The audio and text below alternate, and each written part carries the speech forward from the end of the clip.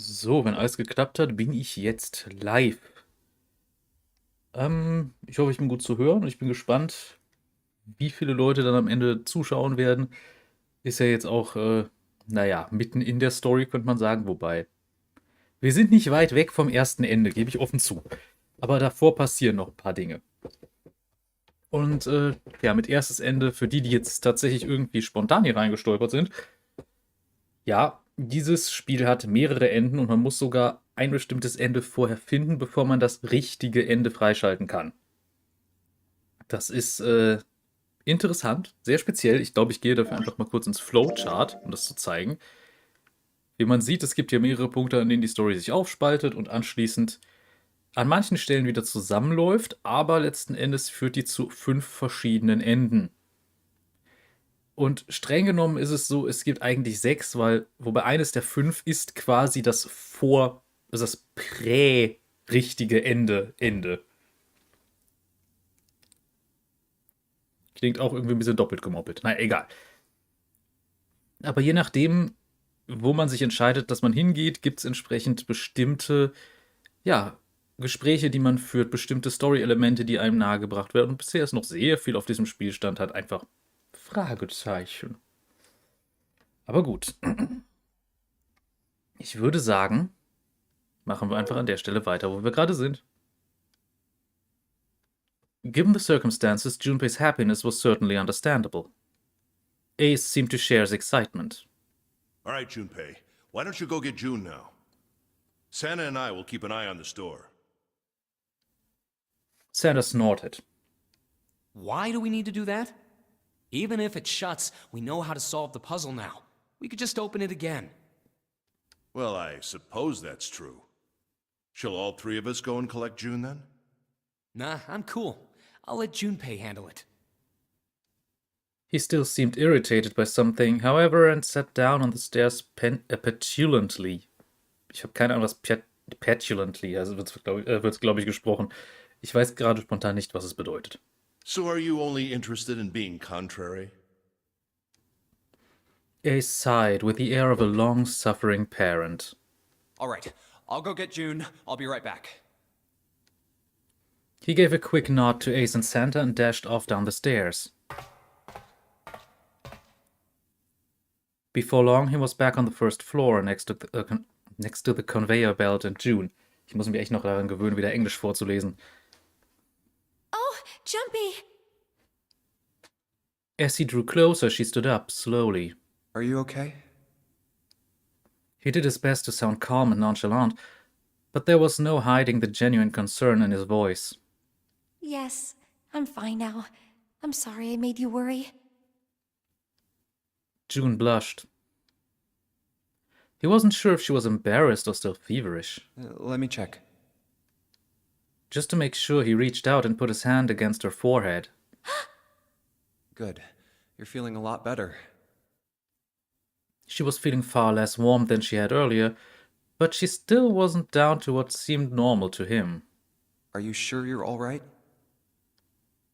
He had to be sure. June gave him a look.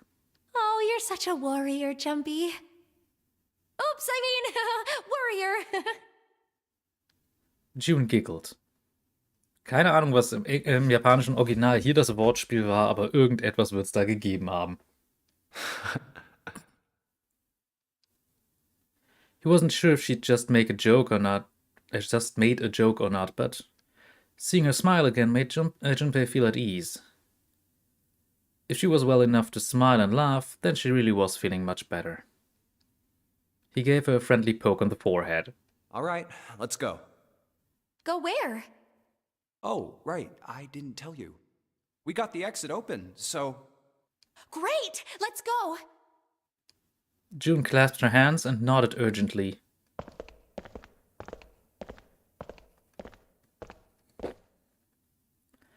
They headed back to the exit, but on their way they found... Oh, it's... Santa? Santa was sitting on the stairs. He was, however, holding something in his right hand and staring at it with a strange expression. Junpei and June slowed down and finally stopped in front of him.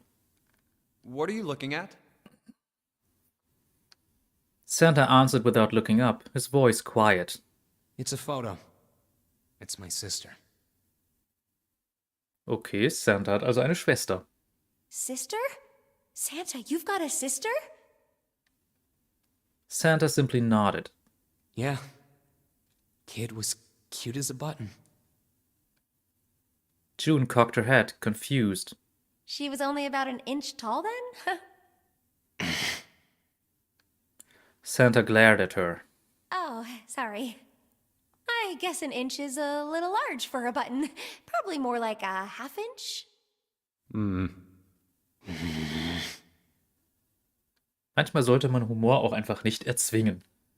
Santa didn't smile or laugh. Sorry. Why are you looking at it? He simply turned back to his picture and spoke. I was her Santa Claus. Wait, what? This sudden revelation took Junpei by surprise. He had no idea what Santa meant. He glanced at June, who shook her head. She didn't know either. We didn't have parents. They bought it in an accident when we were still kids. So I had to be like her dad. And that meant that I bought her Christmas presents every year. Oh, ich liebe einfach die Musik dieser Reihe. On Christmas Eve, I'd leave the present next to her pillow. And the next morning, she'd come running into my room with this big smile. Look, look, Santa left me a present. He got me that doll I really wanted. I'm so glad he got my letter. She was always so excited. I was the one who told her to write those letters. I'd say, write down something you want and mail it to Santa. The address I gave her was somewhere in Northern Europe that doesn't exist. Anyway, she'd write the letter and stamp it and send it out. And then a few days later, it'd show up back in our mailbox marked address unknown. I'd open the letters before she figured out they'd been sent back. Once I had the letter, I'd go around to a couple stores with some money I'd saved up over the year and buy her the stuff she'd asked for. It took a lot of saving, but I managed to buy her presents every year. Huh. Junpei was silent. He could think of nothing to say. Huh. June looked down, uncomfortable. The wall next to him suddenly groaned. Either he hadn't heard the sound or didn't care. Santa kept talking. But one year, her letter was different. She didn't write a list of toys she wanted or anything like that. Instead, it said, I don't want any presents this year. Instead, I want you to make my wish come true. My wish is that we'll be happy like this for a really, really long time.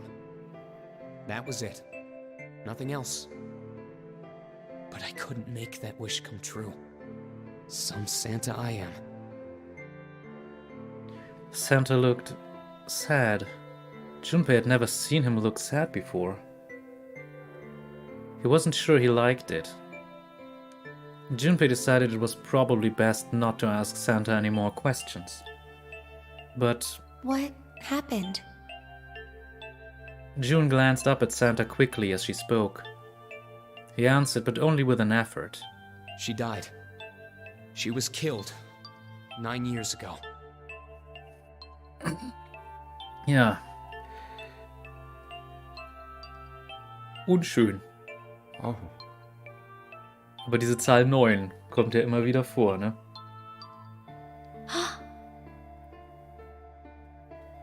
There was nothing Junpei could say. His heart felt like a great lump of lead. June bit her lip and looked away. Her face was pale. All right, let's go. Santa stood up suddenly, his downcast demeanor gone. He shoved the picture back in his pocket and headed back up the stairs, taking them two at a time. Huh? Junpei and June looked at one another. There was nothing they could think of to say. Hey, what are you two doing? Let's get moving, come on!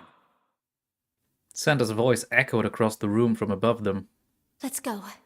Yeah. They nodded and followed him quickly up the stairs. Ace was waiting for them at the top. He was leaning against the handrail. He looked very tired. Oh, you're finally back. The door had shut, but it wasn't cause for concern. Sorry we took so long. Junpei quickly solved the disc puzzle a second time, and the door opened once again.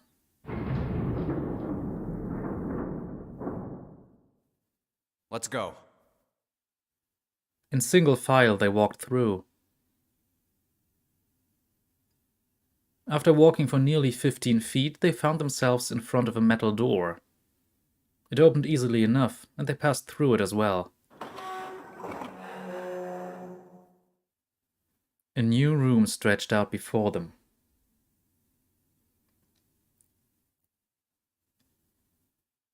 Huh.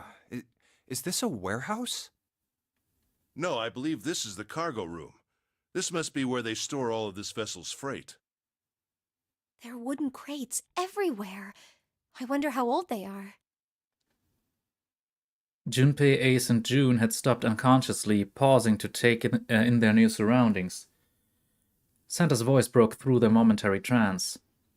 Well, we probably ought to start with finding the exit, right? Let's get going.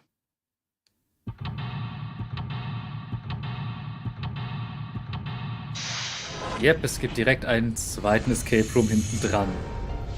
Ach ja, darauf erstmal kurz einen Schluck trinken.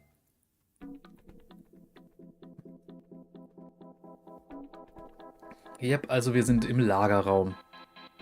Beziehungsweise im Frachtraum. These crates are quite large. They seem to be tied up to one another with sturdy straps.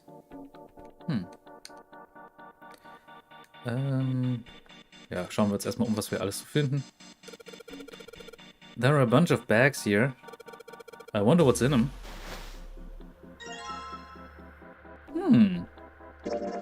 A card with the ninth man's face printed on it. What's that? It's a card. It has a headshot on it. A headshot? Yeah. I'm not really sure what purpose this could probably serve. English. These crates are a little smaller than the others. They look like they're the children of the other crates. Junpei, that sounds like some sort of fairy tale. Really?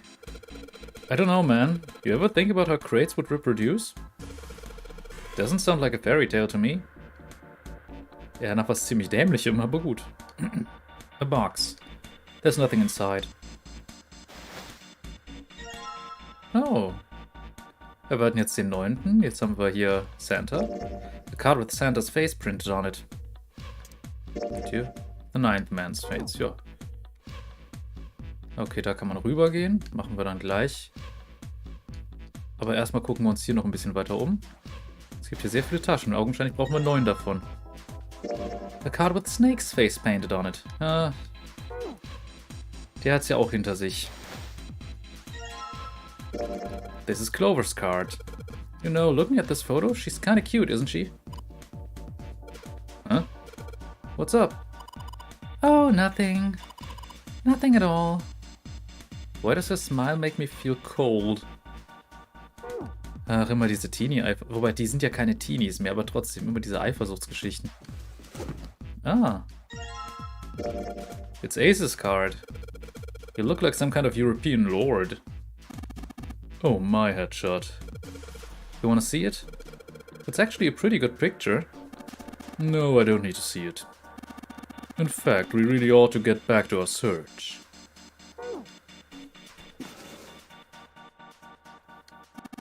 There's nothing in these crates. I don't know what's in these barrels. Judging by their weight, perhaps a liquid of some sort. There's a door between the 2 flights of stairs. It looks like there's some sort of boxy device up at the top of the stairs. These stairs, they go up 3 stories. What are you waiting for, Junpei? Whatever, I'm going. This is the only door here, except for the one we just came in through. Then this is the exit. No shit, Sherlock. Curse, it's locked. Is it an electronic lock? No, just a keyhole, right on the doorknob. So to open this door, we gotta find the key that fits that keyhole. Yeah. Was haben wir hier? The monitor's off. I've got a green switch here and a red one and some kind of lever. None of them seem to do anything though. Maybe the power's off? Yeah, maybe. There's a single green light on the bottom though. That means... There's several lights here with the numbers from 1 to 9. Only the light with a 9 on it is lit. Well, there are 6 holes here. They look like jacks for a headphone cable. Jacks, huh? And maybe if I put something in them? Yes, something might happen.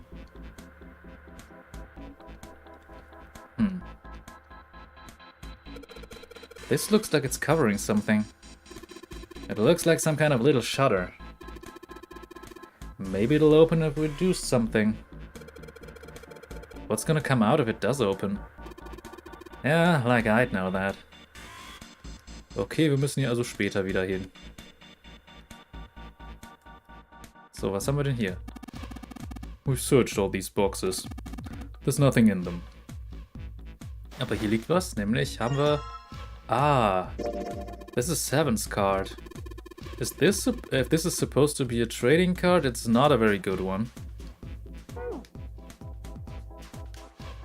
Oh, was haben wir denn hier? Not cool, man. I took this picture without my permission.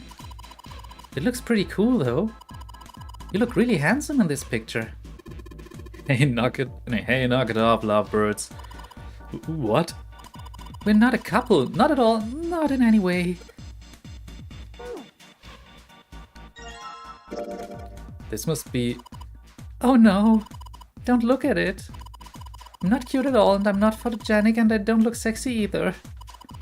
Next to Clover, my skin looks gross. And I'm not sexy like Lotus. I know guys go for women who look like Lotus. But... I'm trying to. I'm doing the best I can. So please don't call me a board or a trash can or a cutting board.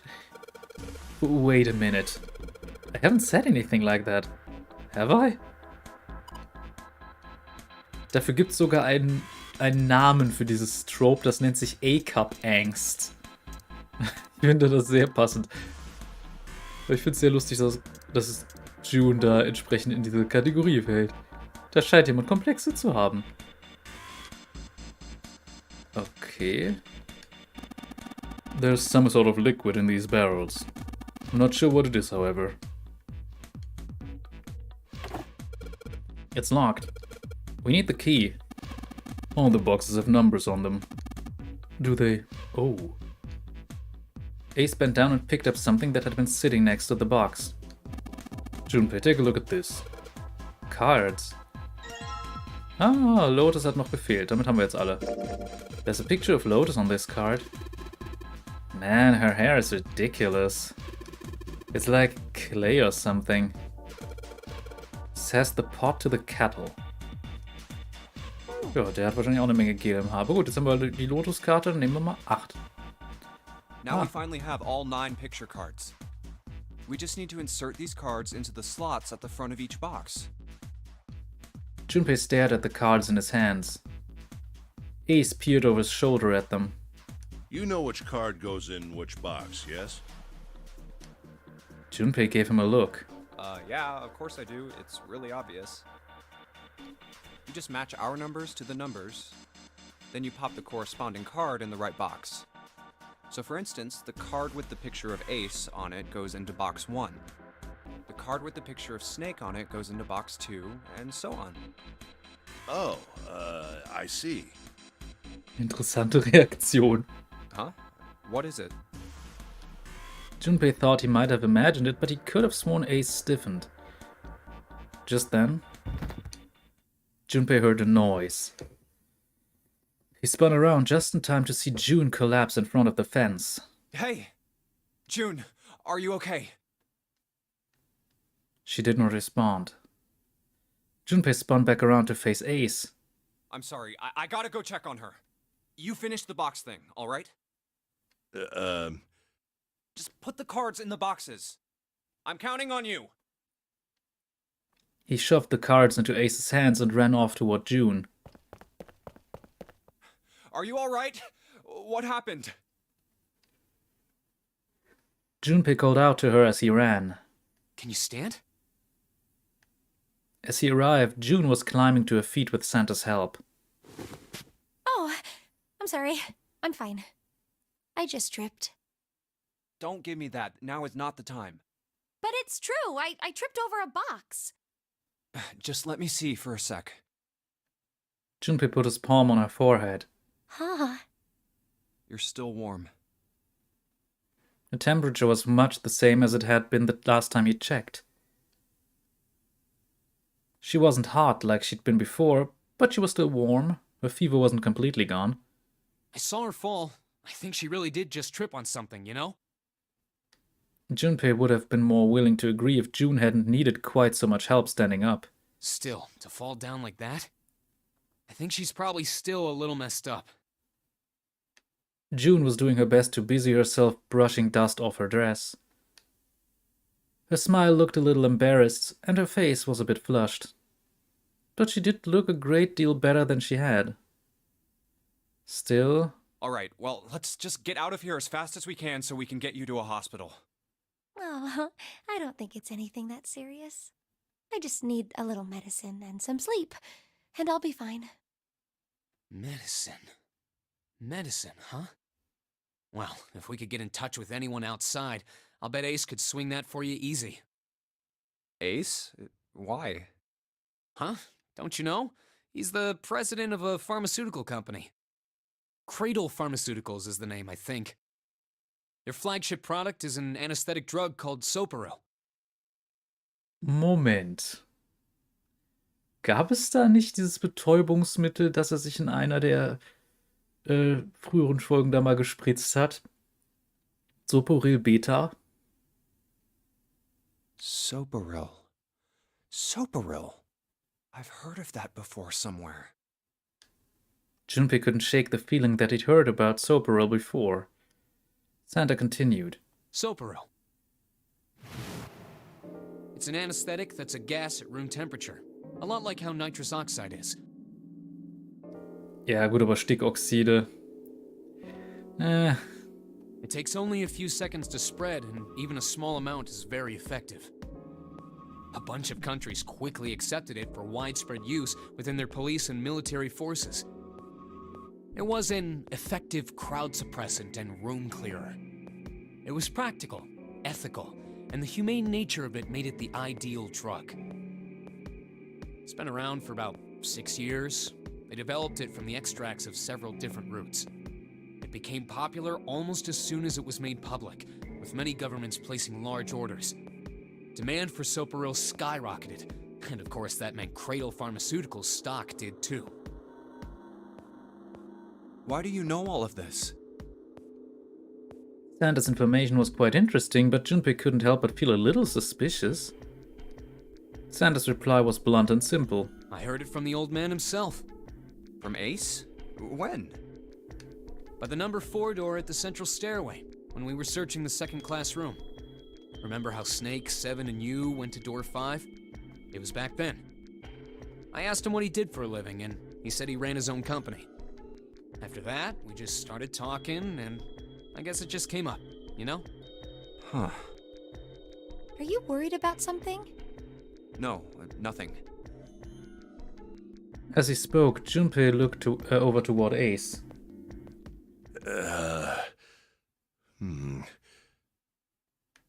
He seemed to be having difficulty with the 9 boxes. What the hell is he doing? He turned back to June and Santa. June, don't push yourself, alright? Yes. Santa, could you take care of her? I'll go check on Ace. Looks like he's having trouble. Sure. He gave them both a short nod, then turned and headed toward Ace. What are you doing? Ace's back was to him as Junpei approached. The older man turned around to look at him. His face was pale and covered in sweat. What happened? Nothing. My vision has gotten rather blurry, I think, because of fatigue. I can't see very well at the moment. What can't you see well? These pictures. Ace held the cards out to Junpei, splayed out in the shape of a fan. I don't care to admit it, but I may be developing presbyopia. Growing old is a difficult thing. He made the best attempt he could at a self-deprecating smile, but his face was flushed and his lips were pale and drawn. At any rate, I'll leave the rest to you. I'm feeling awfully tired, so if you don't mind, I'd like to rest for a bit. He shoved the cards into Junpei's hands and walked quickly away. Junpei looked at him quizzically. How could simply looking at cards have tired him out? Junpei looked down at the cards in his hands. All of the pictures were quite clear and each person easily recognizable. Was Ace's vision truly so bad? But if it wasn't, what had made him so uncomfortable? Das ist die Frage. Und wer aufmerksam war, kennt vielleicht eine mögliche Antwort. That was when Junpei remembered what he'd heard from Lotus much earlier. Prosopagnosia. Well, put simply, it means a condition where the mind can't distinguish between human faces. Okay, wir haben die Flagge schon gehabt, das heißt, es wird jetzt einfach erwähnt, verdammt. In other words, my face would look the same as Clover's or even yours. So they can't remember faces, which is how most people recognize each other. That means that people with prosopagnosia have trouble recognizing even people they're close to. Maybe he's got prosopagnosia? Junpei took another look at Ace. He sat at the base of the stairs, looking quite depressed.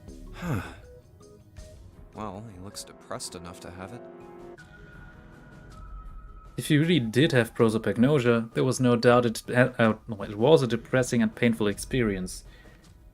Still, Junpei didn't feel like patting him on the shoulder and telling him everything would be alright would help that much. Still, Junpei felt perhaps it was best he keep Ace's condition to himself, at least for the time being. Oh well. Doing his best to clear his mind for the task at hand, he turned back toward the boxes. Time to solve the 9 boxes puzzle. 9 cards with pictures and 9 boxes. Junpei stared at them for a moment and then began. Ace's card is in box 1, Snake's is in number 2. I just need to do the same for the rest. And finally, the 9th man's card into box 9. All 9 box lids popped open at once. Yeah! Oh, they opened! He peered inside. What the? In each box was a single pin. 9 pins? They looked a little like sewing pins, but much thicker. I guess I'll take them with me. Junpei collected them all quickly and shoved them into his pocket.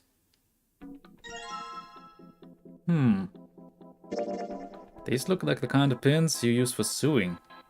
There are 9 of them in total, and they have numbers on them that run from 1 to 9. Ja, wo könnten die reinpassen, ne? Aber erstmal sollten wir uns das hier ansehen. There are 3 crates here stacked up like stairs. If we climb up there, I think we can get over the fence. Junpei, think you could go take a look at that? Sorry, but no thanks. Why? I've, got a bad feeling about it. Pussy.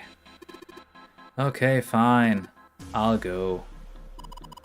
Please be careful, Santa. Yeah. But just in case.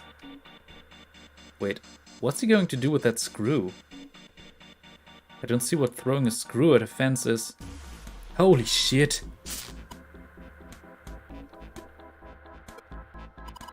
This. Oh man. There's electricity running through that fence. Looks like it. Then we can't get to the other side. Well, we could jump off of those crates, but we wouldn't be able to get back. Was haben wir denn hier? Hey. Wieso kann ich das nicht anwählen? Es liegt so offensichtlich da. I wonder what's inside all these crates. Jumpy, look at that crate over there. There's something on it, isn't there? Yeah, looks like a coffin.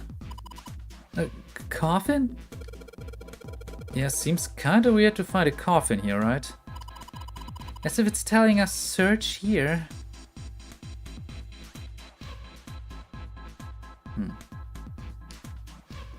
Okay. Hier findet man also nichts weiter, das heißt, auf nach oben.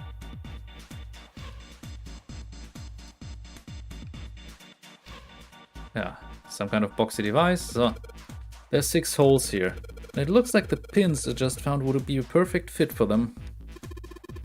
The ones you found in the 9 boxes, right? Well, why don't you try it? Alright, let's see what happens. I think 2, 4, and 6 should go here on the top part, and 3, 5, and 7 on the bottom part. Well, some of them lit up. Yeah, 3 and 6. I wonder if there's some kind of rule that determines which lights go on. Well, I put the 2, 4, and 6 pins in the top part, and the 3, 5, and 7 pins on the bottom. You think maybe it's the digital root? The digital root? 2 plus 4 plus 6 equals 12. The digital root of 12 is 3. Therefore, light 3 turns on. 3 plus 5 plus 7 is 15. The digital root of 15 is 6. Therefore, light 6 turns on. Makes sense, right? I see. The light that matched the digital root of the pins inserted on the top and lower parts will light up. So that's how it works. Well, there's one other thing I'd like to check. Well, if he wants to try, he's certainly welcome to. So, he put the 1, 2, and 3 pins on the top and the 6, 7, and 8 pins on the bottom. Oh. They turned off. 6 plus 7 plus 8 equals 21. The digital root of 21 is 3. Therefore, light 3 turns off. 1 plus 2 plus 3 equals 6. The digital root of 6 is 6. Therefore, light 6 turns off. Oh, I get it now. If the digital root for the pins you insert is the same as the number on the lights that are lit, those lights turn off. Yeah, looks like that's the trick. Alright, now we know how it works. You want to give it a try? Wait, you mean you know what we're supposed to do with these lights? Well, no, but I figure we could try and see if we can turn them all on, you know? I figure something's gonna happen if we manage that. Turn on the lights, huh? Okay, Junpei, let's make sure we know how this works, alright? Pick one of the 6 holes. Then pick one of the pins in your hand and insert it into the hole. Keep it up until all 6 of the holes are filled. Once all the holes are filled, the lights with the numbers that correspond to the digital roots of the pins in the upper and lower parts will turn on. However, the digital root corresponds to a light that is already on, the light will be turned off. The goal is to turn all the lights on. Alright, let's do it. Gut, fangen wir mit der 1 an. Das geht am ehesten, wenn wir Sachen zu einer 10 hoch addieren. Das heißt mit sowas wie beispielsweise 2. Moment, ich muss erstmal auswählen. 2, 3, 5. Und hier unten nehmen wir dann beispielsweise für... Was könnten wir hier machen? 7, 8, 9 wären wir bei der 3. Nicht bei der 3, Moment, 7, 8, 9. 15, 24. Blödsinn. Dann sind wir bei 24, das ist eine 6. Aber gut, warum nicht? Passt. Ach, bei sowas ist der DS tatsächlich besser, einfach wegen Touchscreen. Aber gut, jetzt wollen wir eine 2. Das geht am ehesten über eine 11. Das kriegen wir jetzt zum Beispiel über 5, 4 und 2. Und jetzt schauen wir mal hier unten. Wenn wir jetzt zum Beispiel sagen, wir machen jetzt 6, 8 und 9. So. Jetzt überlegen wir uns mal, wie kriegen wir jetzt hier zum Beispiel die 3. Die 3 kriegen wir zum Beispiel über eine 12.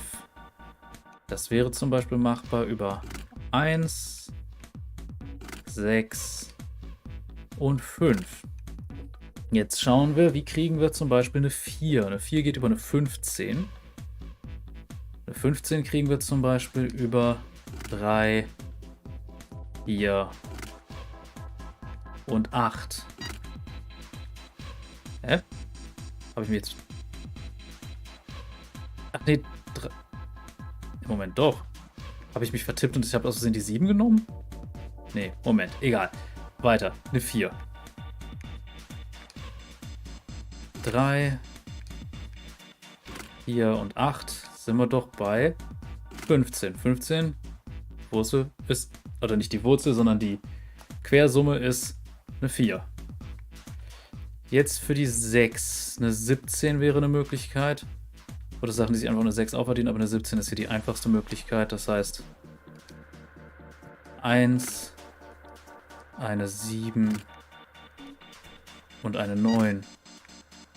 Jetzt ist wieder ein... Stimmt, das ist eine 6. Ach, ich bin gerade blöd gewesen. Ich brauche eine 13 natürlich. Aber hat ja funktioniert. Eine 13. Eine 13 ist zum Beispiel 1, 9 und 3. Dann haben wir das. Jetzt müssen wir uns überlegen, wie kriegen wir eine 7 am ehesten über eine 16. Eine 16 können wir kriegen über 2, 6 und 8. Ta ta ta ta. Rätsel gelöst. Und nochmal kurz einen Schluck getrunken. All the lights are on. The shutters opened up. Hey, does that mean? Yeah, we gotta do it again. And I thought I was doing so well. Okay, so we've got 9 holes. And there's an F up above them. I don't know what the F means, but I know one thing. What's that? This time there are 9 holes. So we need to insert 9 pins. Man, that's boring. Well, why don't you just try it, alright? Okay. F.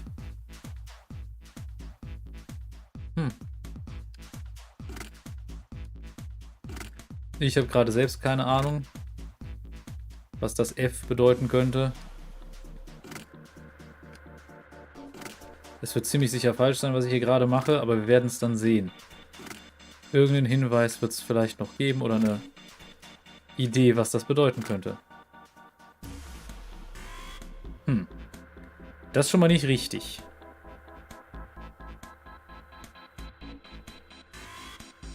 Sehen aber auch diese Linien dazwischen.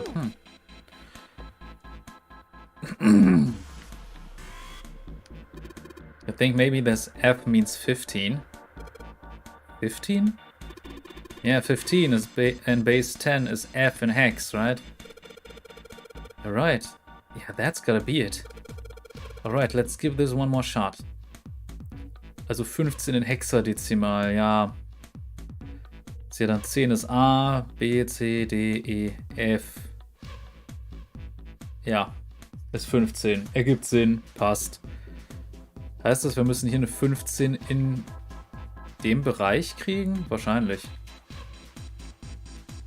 Das heißt, 1, 2, 3, 4, 5 haben wir schon eine 15.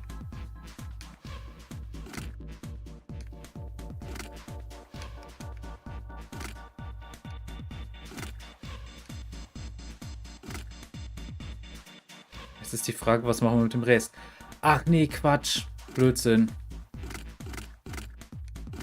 Wir müssen eine 15 in jeder Reihe hinkriegen.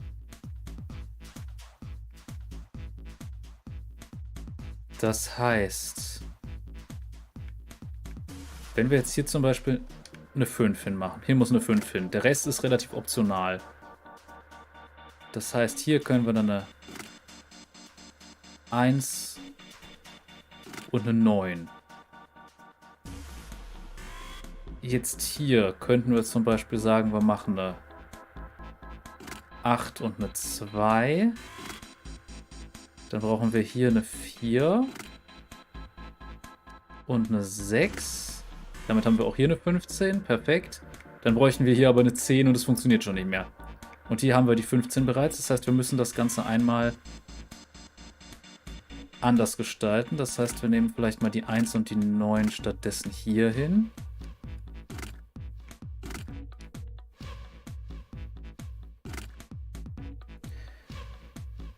So dass wir dann in dem Fall 1, 6,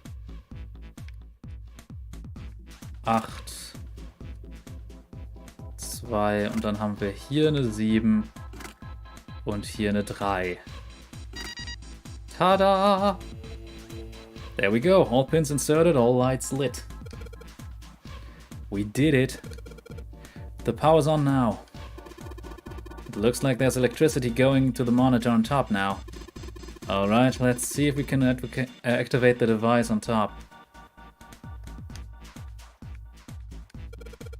A green button and a red button and a lever. I wonder what these do. I think this might help. What the hell is this? Where did he find this? What is that? Where do you find it? I found it when you were messing around with the pinholes. It looks like instructions for this thing. According to what it says here, this thing's a remote control for that. That? Yeah, that. What is he pointing? Oh. That machine over there, apparently it's called the Pushmaster 5000. Are you serious? Whatever, so what are we supposed to do with the Pushmaster 5000? You see the coffin over on the top of the crates? Yeah? Don't you want to know what the deal is with it? I do. You want to check it out? Yeah? Alright, how do you think we're gonna get there? Well, there were some crates on the right side of the fence that someone piled up like stairs. Maybe if we make a path to the coffin from there. How would we do that? Line up the crates, I guess? Yeah, that sounds about right. I guess this is just another one of Zero's puzzles. Yeah. Anyway, let's give it a shot. Oh, looks like the Pushmaster 5000 runs off a battery. So to keep it from using up its energy too fast, it's been programmed so that it'll only start moving once its path has been completely programmed in. Alright, I'll keep that in mind. New material has been added to the file screen. Ja, super. The monitor shows a top-down view of the area where we can move the machine. Once I want to send my orders to the Pushmaster 5000, I just pull the lever. This is the reset button. It allows me to start over again. Once I want to activate the program, I just pull the lever. This is the return button. It allows me to quit command. So I want to activate the program, I just pull the lever. Alright, let's give this a try. Sure thing. Just keep in mind that there's a limit on the battery, right? The battery dies after 50 moves. At least that's what it says in the manual. 50 moves, huh? Also keep in mind that the Pushmaster 5000 can't move the heavy metal crates, okay? Got it. Instructions for operation. When a square adjacent to the Pushmaster 5000 is pressed, the Pushmaster 5000 will move to that square. If there's a crate in the way, the Pushmaster 5000 will push up to a single crate. Move the crates appropriately and effectively and fill the yellow areas. So.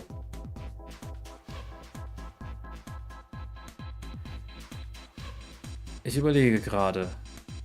Das hier kann ja nicht bewegt werden. Man darf das nicht in eine Ecke schieben. Das funktioniert nicht. Das würde sogar genau das Falsche auslösen.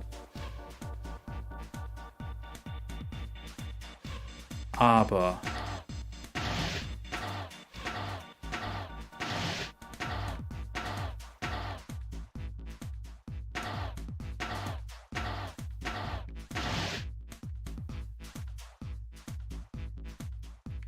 Das ist eine Möglichkeit.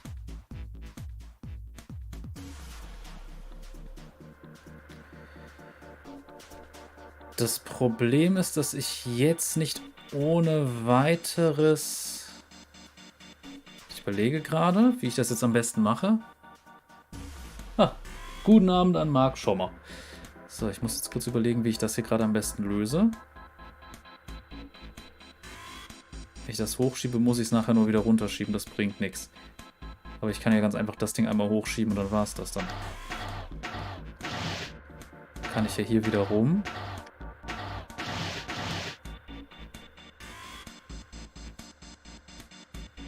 Jetzt muss ich ein bisschen aufpassen.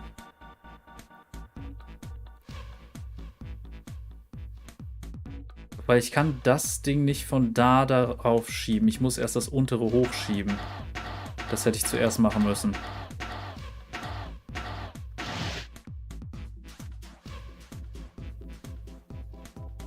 Jetzt der Push Master kann keine Metallboxen bewegen. Die Batterie reicht für 50 Minuten. Zero wollte schon sehr sicher gehen, dass die aber nichts anderes anstellen. Das kann man so sagen. Ich glaube, das kriege ich noch hin. Wobei, nee. Ich muss es resetten. Aber die Grundidee ist klar. So.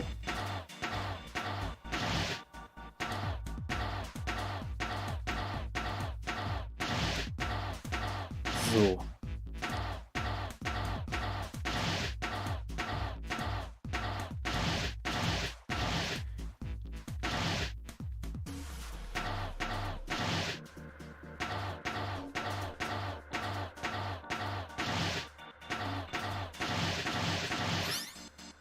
Tada! Jetzt hat's geklappt. Wenn man einmal weiß, wie es geht, dann klappt es. Okay, I'm done putting in the program. What do you do next? Just be quiet and watch. See, it's moving already.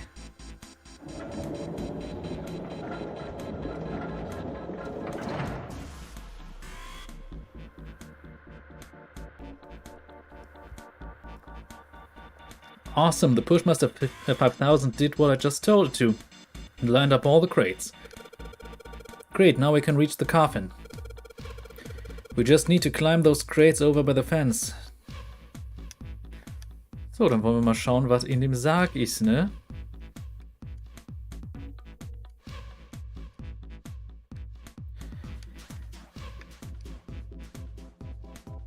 Mummy!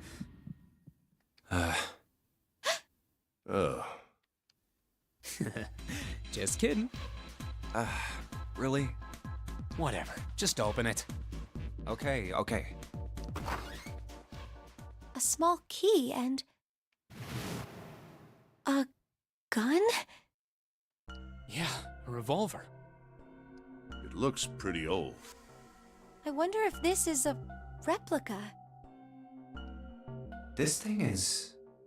Are these real bullets? Oh, if this is real... Oh.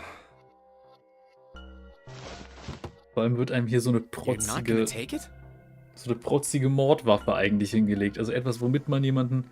Also etwas, das explizit dazu gedacht ist, damit jemanden zu töten. Of course not. All something like this is gonna do is cause more trouble. It's a powerful weapon that gives one person a huge advantage. Something like that would be way too dangerous to have around. We're in enough danger already. Yeah, I suppose you're right. Maybe Zero put this gun here, hoping that something like that might happen.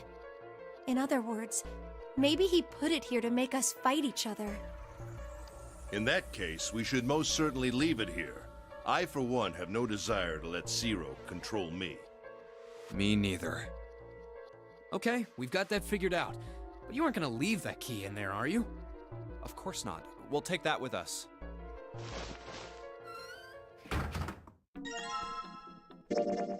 A rusty key. Maybe I can use this. Ja, wofür ist wohl ziemlich offensichtlich.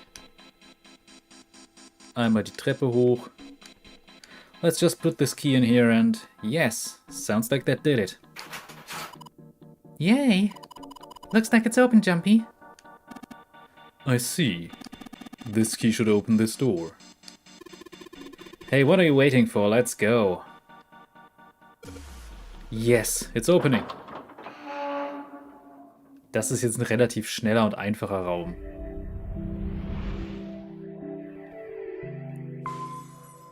Aber mal schauen, wo es weiterhin geht. A long hallway, huh? Warum geht's in den Adventure Screen und nicht in den Novel Screen? So. The hallway that left the cargo room headed straight toward the stern. Let's check it out. Junpei and the other three proceeded down it silently. Some distance along it, a large room opened up on the left-hand side.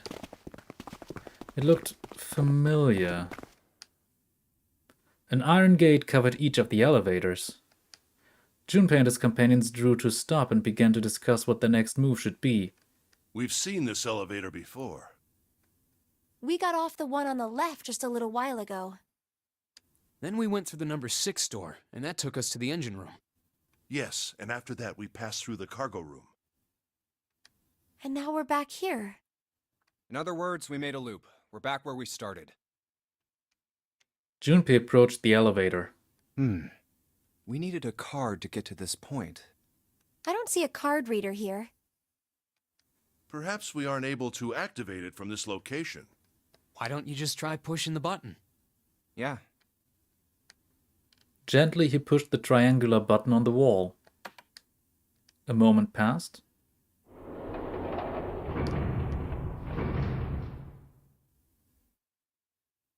It works.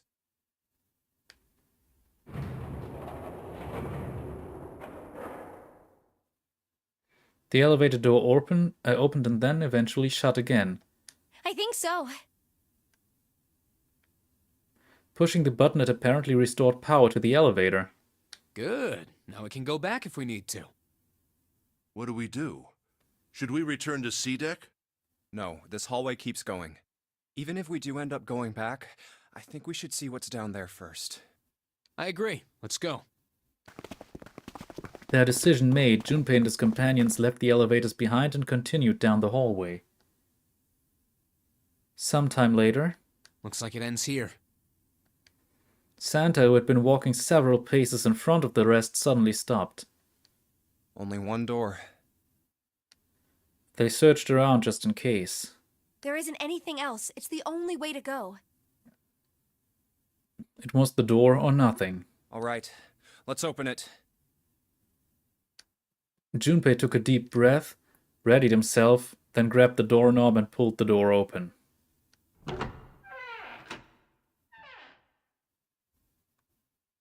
He paused for a moment, then stepped through into the room. And there he saw the number that had hung over their heads since they'd woken up. 9. The 9 door. Like the numbers on every other door, this one, too, was a rough shape made of red paint. Its door was set into the back wall of the room. Junpei leapt toward it with a sudden burst of hopeful energy. It was a large double door, heavy and full of solemn importance. He grabbed the door handle and shook. Of course it wouldn't be that easy. The rat sat on the wall next to the door. Displayed on it, Vacant. Huh. We finally found it. Junpei felt himself overwhelmed by a torrent of emotion. At last they found the exit, but cold gripped his heart, and he knew all too well why. As he stood frozen, unsure of what to think or feel, Jumpy! Huh? Look! Behind you! he spun around and couldn't believe what he saw. What? A 9 door. There's another one. Why? Junpei's voice was barely audible even to himself. He stumbled toward the second door as if somehow compelled. It was a small single door. It sat in the starboard corner of the room, on the same wall as the door they'd entered from, but in the opposite corner. It's 9, no matter how you look at it. The red is there too. So this is a real one?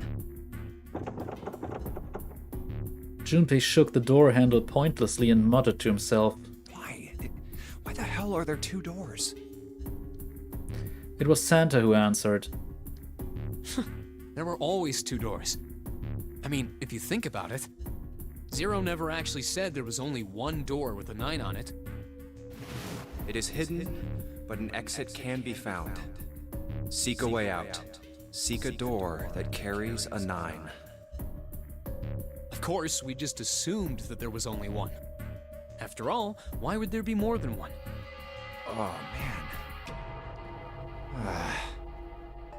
We fell for it. There are 2 doors. That means that all 9 people who had met at the central staircase could escape. No one would be left behind. Now it makes sense why the bracelets are numbers, 1 through 9, divided into teams of 4 and 5 people. The digital root of both teams ends up being 9. Take 1, 2, 7, 8 and 3, 4, 5, 6, 9 for example. The digital root for both teams would be 9. Or 2, 3, 4, 9 and 1, 5, 6, 7, 8. The digital root is still 9. There are a bunch of combinations that work and they all end up the same way. Streng genommen, sobald eine Seite eine 9 hat, hat die andere auch immer eine. Ist grundsätzlich so bei den Zahlen von 1 bis 9 durch. If one team has the digital root of 9, so would the other one. What does that mean? The answer's simple. From the very beginning, the Nonary game was designed to save all 9 people. That's how it was meant to be. Zero didn't lie. He never said there'd be only one 9 door. But anyone who'd found themselves in the game would have assumed that was the case. Fights would have broken out. One team would likely betray or deceive the other. Someone might be hurt. Someone might get killed. But eventually, they'd reach this very same room and realize how pointless all their infighting was. There were 2 doors. There was no need to kill each other. They'd understand and be appalled, overwhelmed with guilt at what they'd done. This game was designed for that purpose. This Nonary game. We were all arguing and fighting over doors at the beginning. But if there had been one slip-up, one tiny mistake that led to more, everything could have been so much worse now. The thought of it sent a chill down his spine. So, what are we going to do, Junpei? A voice broke through Junpei's frantic thoughts. Santa's voice. Huh? Oh, right. Hey, keep it together, man. Sorry. Jeez. So what do we do? What do you... We need to think about our next step. Our numbers are 1, 3, 5, and 6. That's a digital root of 6. The 4 of us can't open the number 9 door. The 4? Wait, don't tell me. Yep. There's one combination that'll let 3 of us open the 9 door. Yep. 1, 3, 5. That's why I'm asking, what now? What now? It took him no time at all to determine the answer. There was only one combination of 3 people that would give a digital root of 9. 1 plus 3 plus 5 equals 9. That would mean... No, we gotta go back. That wasn't a possibility he was willing to consider. Santa and Ace agreed. Yep. I agree. We cannot leave June behind. Junpei let out a breath he hadn't realized he'd been holding. Are you sure? I don't mind staying. June's body betrayed her true feelings. Her eyes were wet with the beginnings of tears, and her legs shook. It's okay. There's no way we'd leave you behind. Santa had said what Junpei had known the moment he realized which 3 people could go through the door. Besides, I'd rather drown at the bottom of the ocean than escape with this sausage fest. Maybe I'll get to go to Atlanta. Are you sure you don't mean Atlantis? Huh? Oh, right.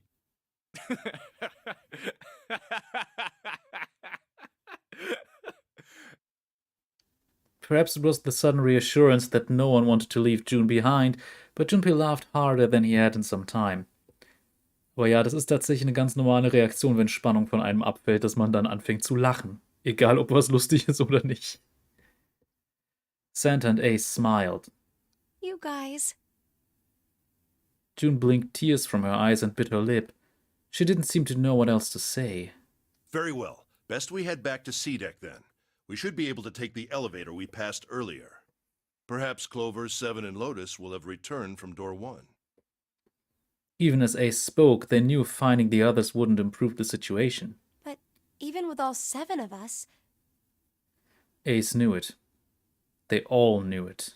Standing around here isn't going to accomplish anything, don't you agree? Let's find the other 3 first, and then search for another solution. I guess you're right. All right, let's go. Ace looked at all 9 of them, then turned and headed through the door. Yeah. Okay. Santa and June followed. Huh. Junpei started toward the door, then stopped. Come to think of it, what is this room? It didn't seem terribly important now, but what exactly was it? We were so focused on the doors, we didn't even look around. A red carpet ran between 2 columns of wooden benches that ran the length of the room. Huh. It looks like it's set up for some kind of ceremony. But what kind? Facing the 9 door was a carpet leading to the bow of the ship. And at the end... wasn't an altar, perhaps? There was a small rectangular alcove at the end of the carpet, and inside the alcove was a raised platform. Resting on top of the platform was a coffin. Huh. A coffin? What on earth is a coffin doing in a place like this? But before Junpei had time to answer that question... Hey, Junpei, the hell are you doing? Let's move. Santa's voice echoed in from the hall outside. Right, okay. I'll be right there. Junpei turned on his heel and left the quiet, somber room.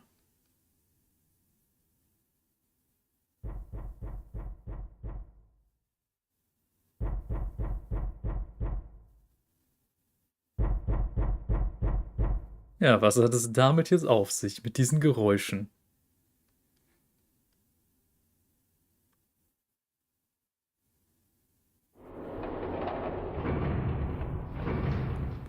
Also, falls jemand die Story kennt, ist natürlich blöd, jetzt die Antwort zu schreiben, aber augenscheinlich ist da wer drin. Oder was? Naja, auf jeden Fall was von innen dagegen klopft. They took the elevator up to C-Deck. Once there, they headed back toward the main hall and the central staircase. It didn't take them long. Look, it's... Seven and Lotus. They didn't look happy. We've got a problem. Clover is gone. What? Und jetzt wieder diese Sache mit der Musik. Jetzt stellt euch vor, man spielt dieses Spiel im Original 3DS-Release, hat keine Vertonung, sondern hört nur diese Musik. He turned back to Seven and Lotus. Dann erstmal Junpei and his 3 companions looked at one another. He turned back to Seven and Lotus. What do you mean, gone? Santa, Ace, and June had their own questions to ask. When? Why? You 2 went into door 1 with Clover, didn't you? Seven and Lotus responded as best as they could. Yeah, we went through the door together. But Clover barely spoke to us. She just did her own thing the whole time. Huh. There were 4 rooms on the other side of door 1. She wouldn't let us into the 4th room. She just said, I'll take care of this one. And shut the door. She must have blocked it with something on the other side. We waited for a while, but Clover didn't come out. We called for her, but she didn't answer. So I kicked down the door and we went into the room. But It was empty. Clover wasn't there. There was a door on the other wall. And it was open. We figure she opened the door and left by herself. We ran after her, of course, but Well, obviously we didn't find her. You figured that much out. Clover's gone. Junpei thought for a moment. When did this happen? We got here just before you. You certainly have excellent timing.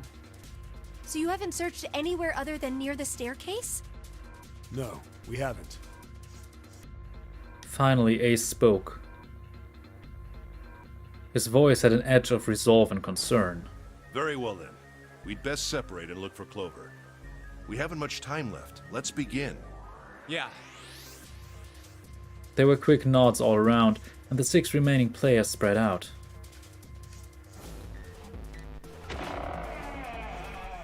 Junpei and June ran from the large hospital room together. They ran to, nicht from. As quickly as they could, they searched around and under the beds and in the corners. She's not here. No, she isn't. Alright, just in case, we should go take a look in the shower room. Shower room? That's where her brother is. She might have gone to see. June bit her lip. She knew, as Junpei did, that there was only one thing to see in the shower room, and it wasn't pleasant. Well, we might as well check, right? Let's go. There was a screwdriver stuck between the door and the frame. Good. We can still get in. We should thank Seven later. Junpei and June slipped through the door, moved down the hallway, and stepped into the shower room.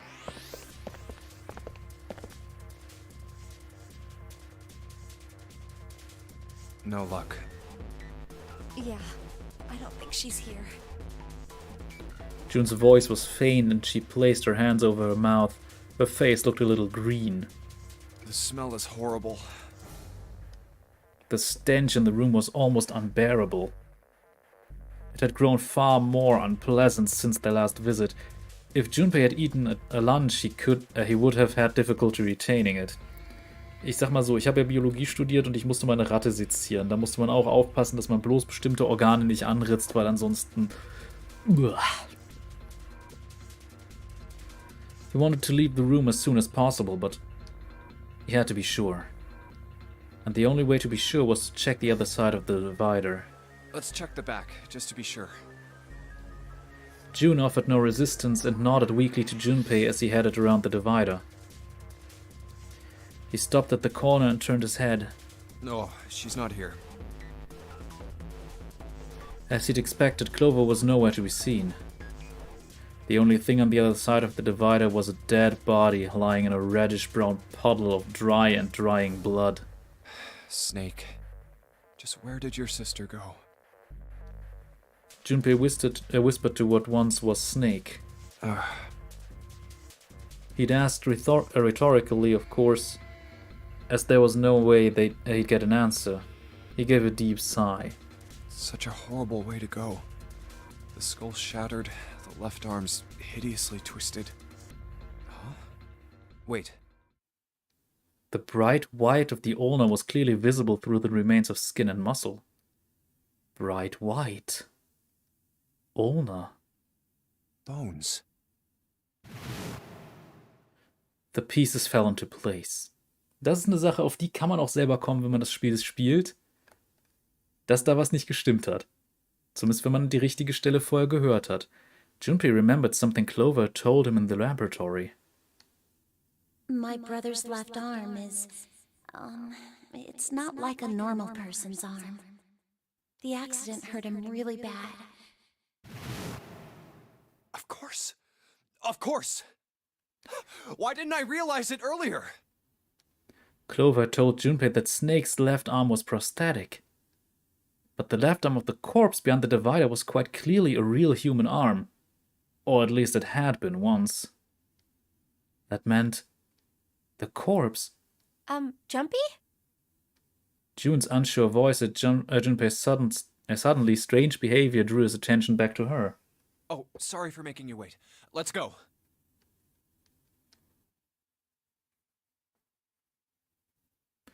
Junpei and June headed back toward the large hospital room.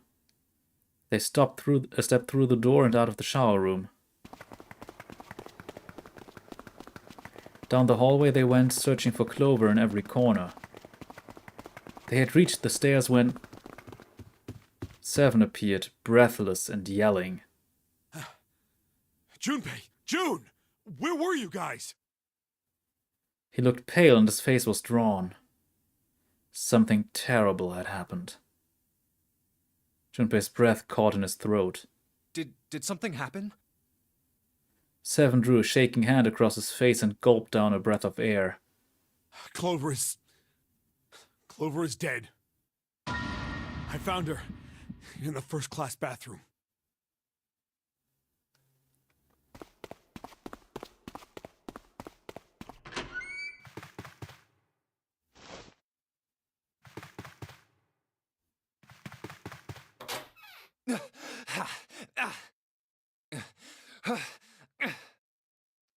All sound ceased for Junpei.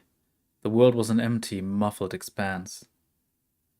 Then he began to hear his own breathing.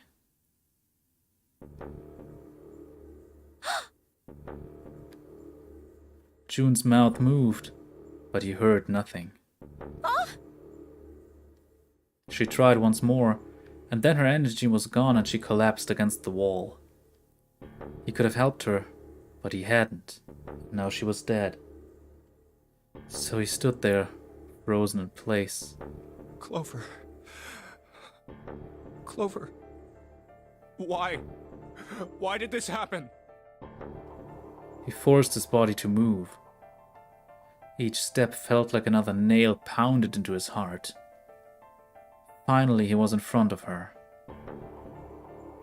He knelt and placed 3 fingers against Clover's neck. No pulse. No breath. But she was still warm, and her eyes were closed peacefully. It would have been easy to think she was asleep. Easy, that is, were it not for the slowly expanding puddle of blood beneath her. He traced its source to her back, a gash just beneath her shoulder blade. Was the weapon a knife, perhaps? If it was a knife, the killer had taken it when they left. When he closed his eyes, he saw Clover's smile. Clover. Her innocent smile. Her energy. He would never see her smile again. No way. He could have done something. He could have helped her. His stomach twisted itself into a sickening knot. Let's get out of here, June. Junpei lifted a limp June from the floor and carried her from the bathroom. Ja. Are you alright? Da findet man gerade raus, dass Snake nicht tot ist und dann ist seine Schwester tot. It was a foolish question and he knew it. Yes, I think so. Her voice was weak. The fever had gone down, but the emotional scars she'd received were not likely to recede as quickly. Junpei laid his hand on her shoulder and they walked back into the bedroom. You should get some rest. Here, the bed. Can you sit? Yes. She nodded once and stared at the floor. There were 4 others in the room. Ace, Lotus, Santa, and Seven. They all stared at nothing, their faces drawn and tired. After a while, they drifted into the bathroom to see Clover's corpse themselves. Once everyone was back in the bedroom, Junpei walked slowly to the center of it and looked around as the slumped figures gathered there. Who was the first to find the body? Me. Seven spoke from behind Junpei. He turned around. Seven's hand was up. Why did you come to this room? To look for Clover. Why else? I found her body in the bathroom. As soon as I did, I ran outside. I got to the top of the stairs by the casino and yelled as loud as I could. Hey, guys! I found her, but it's bad! She's in the bathroom in the first-class cabin! Come quick! Or something like that. Then I went back to the bathroom. Ace, Santa, and Lotus showed up real soon after that. But I guess you two hadn't heard me or something because you didn't show. So I took off down the stairs to look for you. After that, I mean, you know the rest, right? Junpei nodded and closed his eyes. There was one more thing he needed to ask. 7. There's one more thing I'm worried about. What? You stuck one of those plates in between the door and the frame, right? Why did you do that? Come on, didn't I already tell you that? I did it so that the door wouldn't lock. So we could come back to this room? Oh, you think I did it? Well, I don't know.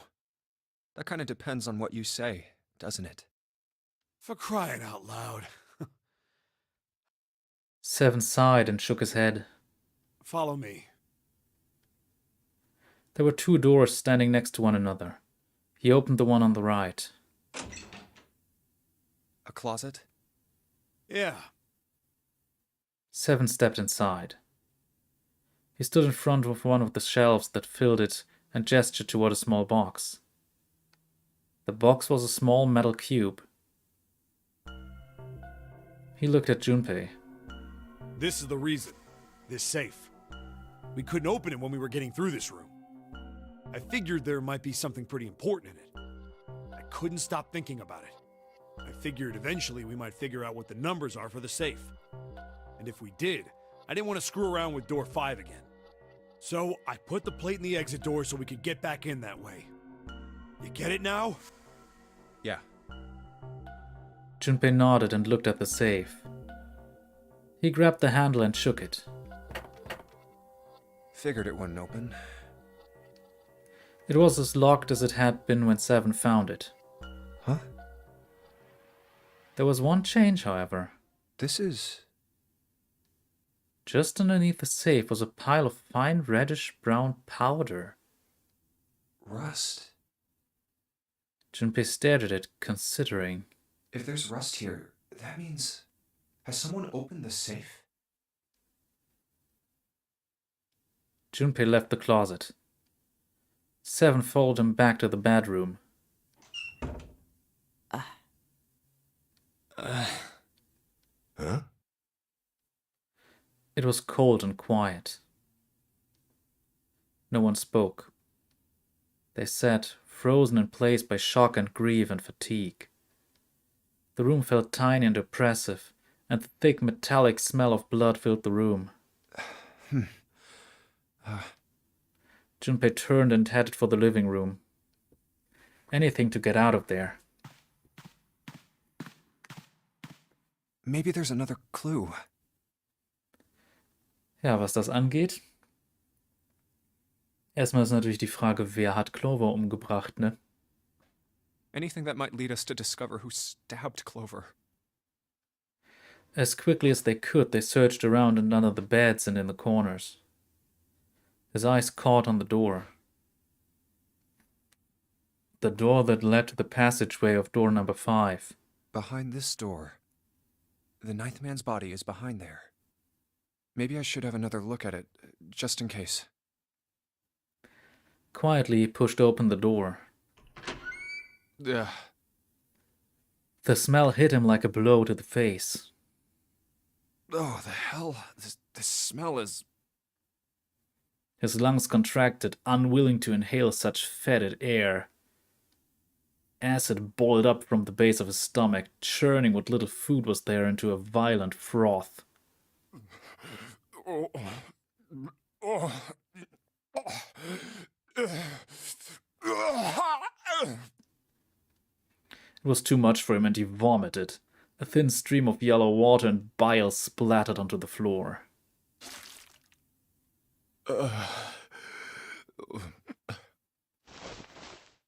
He wiped his mouth weakly and stared at the dead body. Chunks of torn flesh lay in an arc around the body. What remained of its intestines had slid out onto the floor. The pool of blood that framed it was half dry, but so thick that it had taken on the texture not unlike that of an egg yolk prepared sunny side up. On the floor next to the broken mass of the man's head lay his glasses, cracks spidering across the lenses. Wie oft kann ich mich in dem einen Satz verlesen? Das ist traurig. The bloodstains near them had already dried, like scabs on the floor. Wait, That was when he noticed. it's gone. His bracelet. It's gone. It was right next to the glasses. But now it was gone. The number 9 bracelet was gone. But why? Had someone taken it? He was turning it over and over in his mind when he heard Seven's voice. Huh? Where'd Junpei go? It had drifted out to him from the living room. Junpei walked slowly out of the hallway. Oh, there you are. Were you looking for something in the hallway? Hier sage ich jetzt erstmal, es ist wichtig, hier mal zu betrachten, was bedeutet es jetzt, dass dieses Armband fehlt. Wer könnte das genommen haben und warum? Seven looked up as Junpei entered the room. Yeah. Did you find something?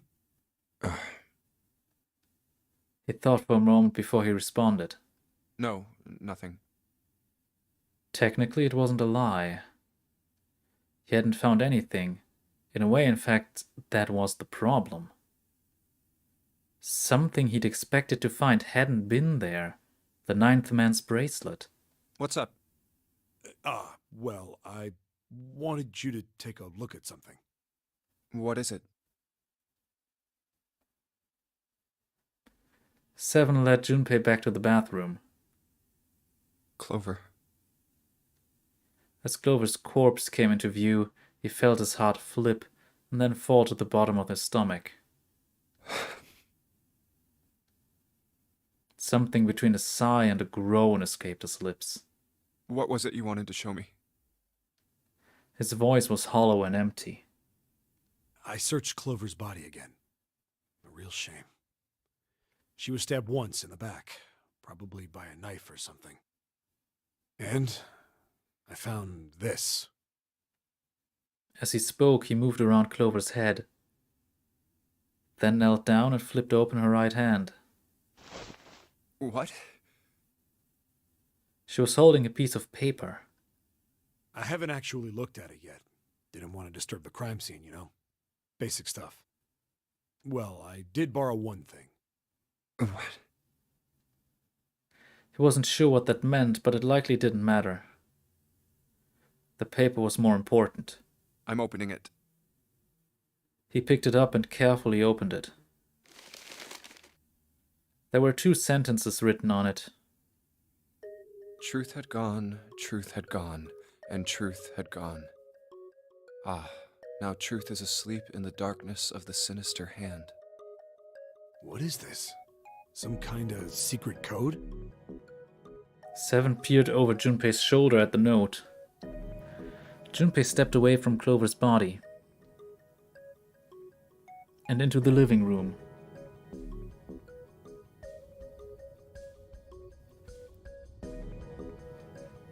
He began to pace, attempting to decode the note. Im Chat steht jetzt gerade was Schönes. Mit dem Armband können 2 Personen durch eine Tür gehen, für die man eigentlich 3 benötigt. Und die 9 ändert nichts an der Quersumme der beiden Personen. Genau richtig. Das ist so eine Sache, nämlich egal wozu man 9 addiert, die Quersumme bleibt immer gleich. Wenn ich beispielsweise jetzt eine 11 habe, bei 11 ist es 2. Addiere ich 9 dazu, ist es 20, ist die Quersumme wieder 2. Nehmen wir 13, ist es 4. Wenn ich jetzt allerdings eine 9 addiere, sind wir bei 22, auch 4.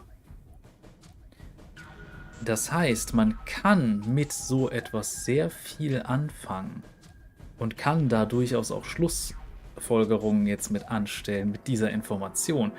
Denn so viel kann ich verraten, ja. Die Armbänder haben auch Nutzen, wenn der eigentliche Besitzer schon tot ist. Denn es wird nicht verlangt, dass ein lebender Nutzer die Dinger benutzt. Vor allem, es muss auch keine normale Hand sein, die auf dieses Authentifizierungsgerät gedrückt wird. Wir haben ja gesehen, das hat auch mit Snakes Hand funktioniert. Und Snakes Hand ist prosthetisch.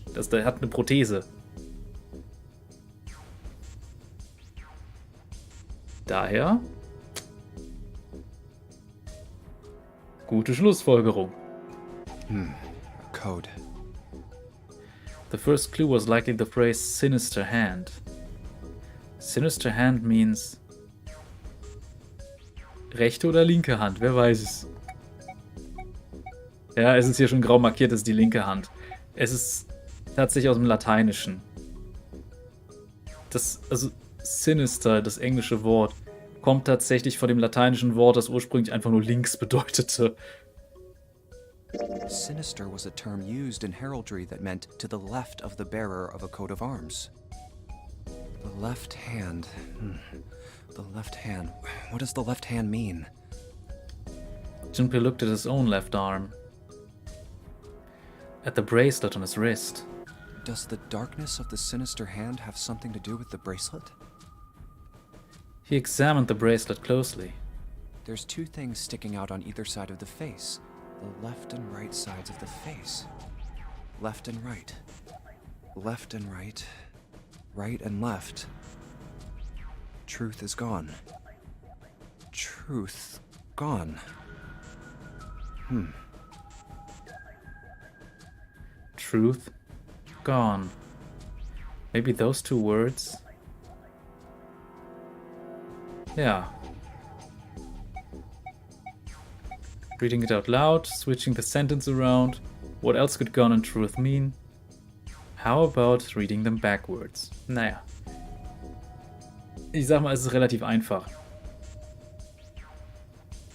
What else could gone and truth mean? Truth, of course, means something that is correct, something that's fact. In other words, something that is right. You could then safely assume that gone means left. After all, after someone left, they were gone. But in this case, they clearly refer to their directional homonyms. Then truth equals right, and gone equals left. Wie das im japanischen Original ist, weiß ich nicht. Aber ja, in dem Fall... Junpei Left and right of the bracelet. Ja, Junpei looked at the bracelet again. Hätte ich noch vorlesen müssen. These two things sticking out. So if I... Press them in the following order. Right, right, right, left, left, left. Left, left, left, right, right, right. Right, left, right, left, right, right. Left, right, left, right, left, right. Right, right, right, left, left, right, left. Left, left, right, right, left, right. Warum auch immer geben die so viele Optionen? Es ist so offensichtlich.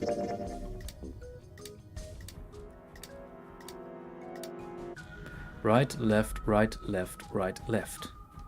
And then 1, 4, 3, 8, 3, 4, 2, 1. One after another, 8 numbers flashed on, then off of the face of Junpei's bracelet. Wait, did it just... He checked one more time to be sure. 1, 4, 3, 8, 3, 4, 2, 1. 1, 4, 3, 8, 3, 4, 2, 1. Huh? Hey, what are those numbers? Junpei didn't answer. He couldn't answer. He had no idea what they were either. Besides, he was sure he would forget the numbers and the order they came in if he said anything. 1, 4, 3, 8, 3, 4, 2, 1. Muttering the numbers to himself over and over, Junpei headed toward the bedroom. 1, 4, 3, 8, 3, 4, 2, 1. 1, 4, 3, 8, 3, 4, 2, 1. 1, 4, 3, 8, 3, 4, 2, 1. 1, 4, 3, 8, 3, 4, 2, 1. Before long, he found himself in front of the safe again. Its lock was the only device he could think of that required a sequence of numbers such as the one he'd just discovered. Besides, someone had opened the safe at least once already. Had Clover come to the bedroom to open it? Junpei slowly dialed in the numbers the bracelet had given him. 1 to the right, 4 to the left. And... Oh, Finished.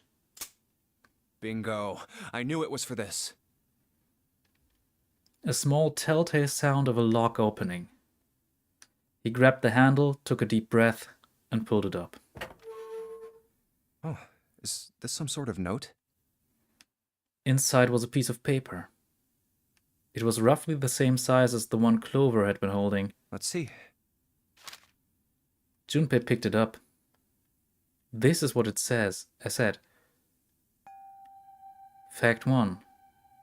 The Nonary game was played once before, 9 years ago. Fact 2. The person with the number 2 bracelet attended the game 9 years ago. Fact 3. It was planned by the following 4 people. Cradle Pharmaceuticals CEO, Gentaro Hongo, Cradle Pharmaceuticals Chief of Staff, Nagisa Nijisaki, Cradle Pharmaceuticals R&D Supervisor, Teruaki Kubota, Majority Shareholder in Cradle Pharmaceuticals, Kagichika Musashido. Cradle Pharmaceuticals CEO.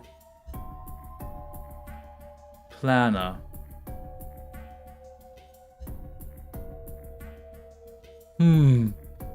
Ein Schelm, wer Böses dabei denkt. I must punish them. For the innocent lives they sacrificed. Ach, wie wir es gerade gehört haben, auch Nummer 2 hat teilgenommen. Also Snake hat bei dem Spiel vor 9 Jahren teilgenommen.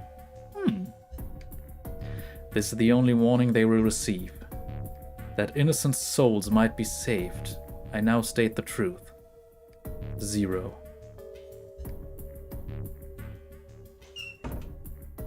Junpei left the closet. There were 5 people waiting for him in the bedroom.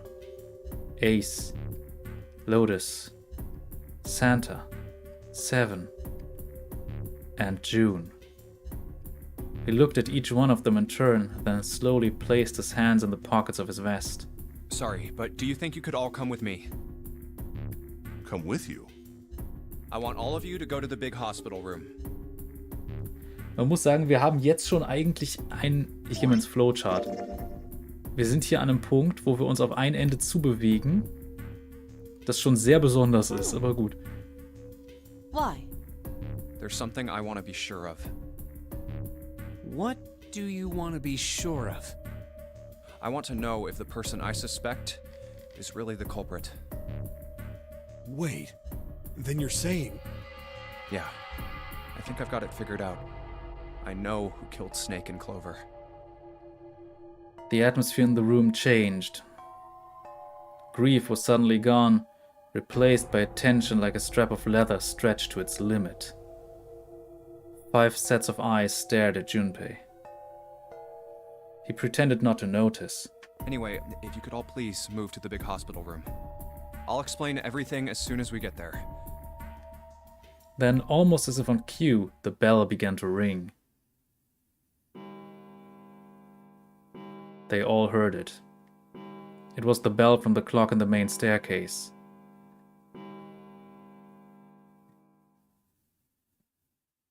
The bell rang 5 times, then ceased. It's 5 o'clock. We've only got an hour left. We don't have a lot of time left. Let's go. Slowly, one by one, they followed Junpei out of the bedroom.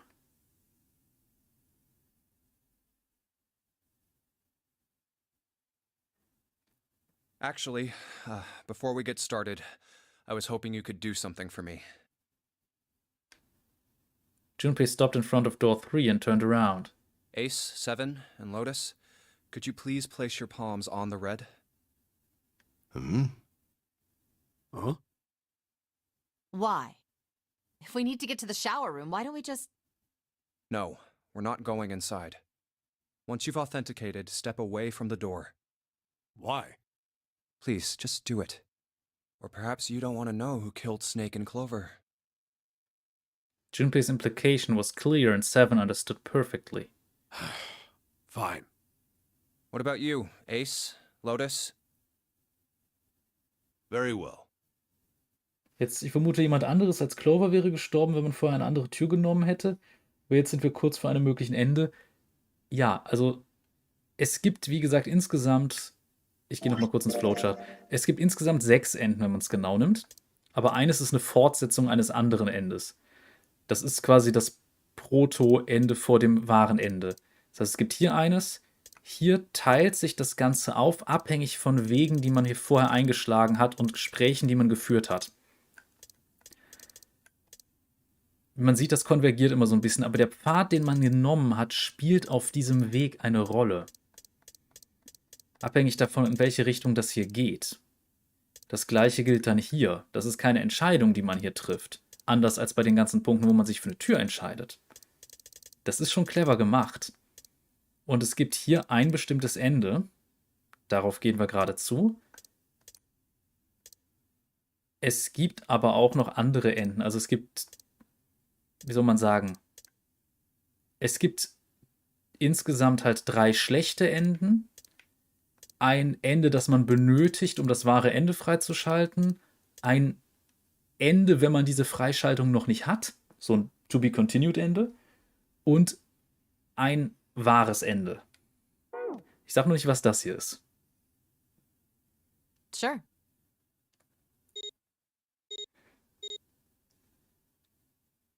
Quickly they pressed their palms onto the red. Once they had finished, they stepped away from the door as Junpei had instructed. 3 asterisks shone from the red's display panel. I have this idea. I don't think this device responds to a hand placed on it. It instead reacts to a bracelet being brought close. You don't actually need a hand. Junpei approached it and held his bracelet over the scanner. He made quite sure he didn't place his palm on it, and instead only brought his bracelet near it. The 4th asterisk appeared. I knew it. Just as Junpei had expected. It was possible to authenticate without placing one's palm on the red, so long as the bracelet was brought near it.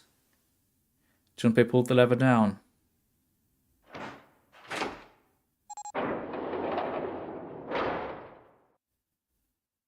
Door 3 opened like a hungry mouth. 9 long seconds passed.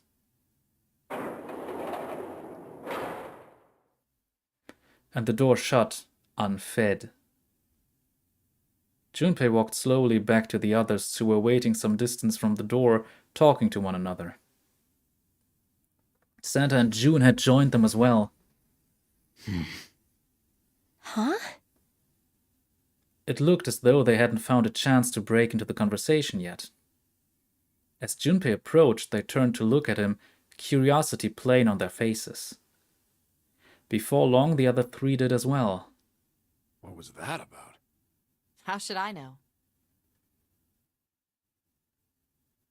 Clearly, they were all expecting some answers. Thanks. I appreciate your cooperation. Clearly, they'd hoped for something more forthcoming. He continued. By the way, Ace, would you mind if I asked you something? What is it? Do you know who I am? What? What kind of question? Just answer it, please. Who am I? You're Junpei, of course. Who else would you be? Unfortunately, that's the wrong answer. Actually, I'm Santa. What? Ace's voice was full of surprise, but it was also tinged with confusion and fear. Everyone else looked nearly as surprised. Santa looked especially shocked to discover he was actually someone else. If he spoke, however, the trap would be exposed. Junpei quickly continued. The clothes I'm wearing, I borrowed from Junpei. And the clothes he's wearing are mine. We had a little swap. That's ridiculous. Impossible. So, you're saying I'm not Santa? Of course you aren't. Why? What makes you so sure I'm not Santa? If you were Santa, then door 3 wouldn't have opened for us just now. 1 plus 7 plus 8 plus 3 equals 19. 1 plus 9 would be 10. The digital route would be 1. But the 4 of us just opened door 3. You can't possibly be Santa. Your bracelet number isn't 3. It's 5, right?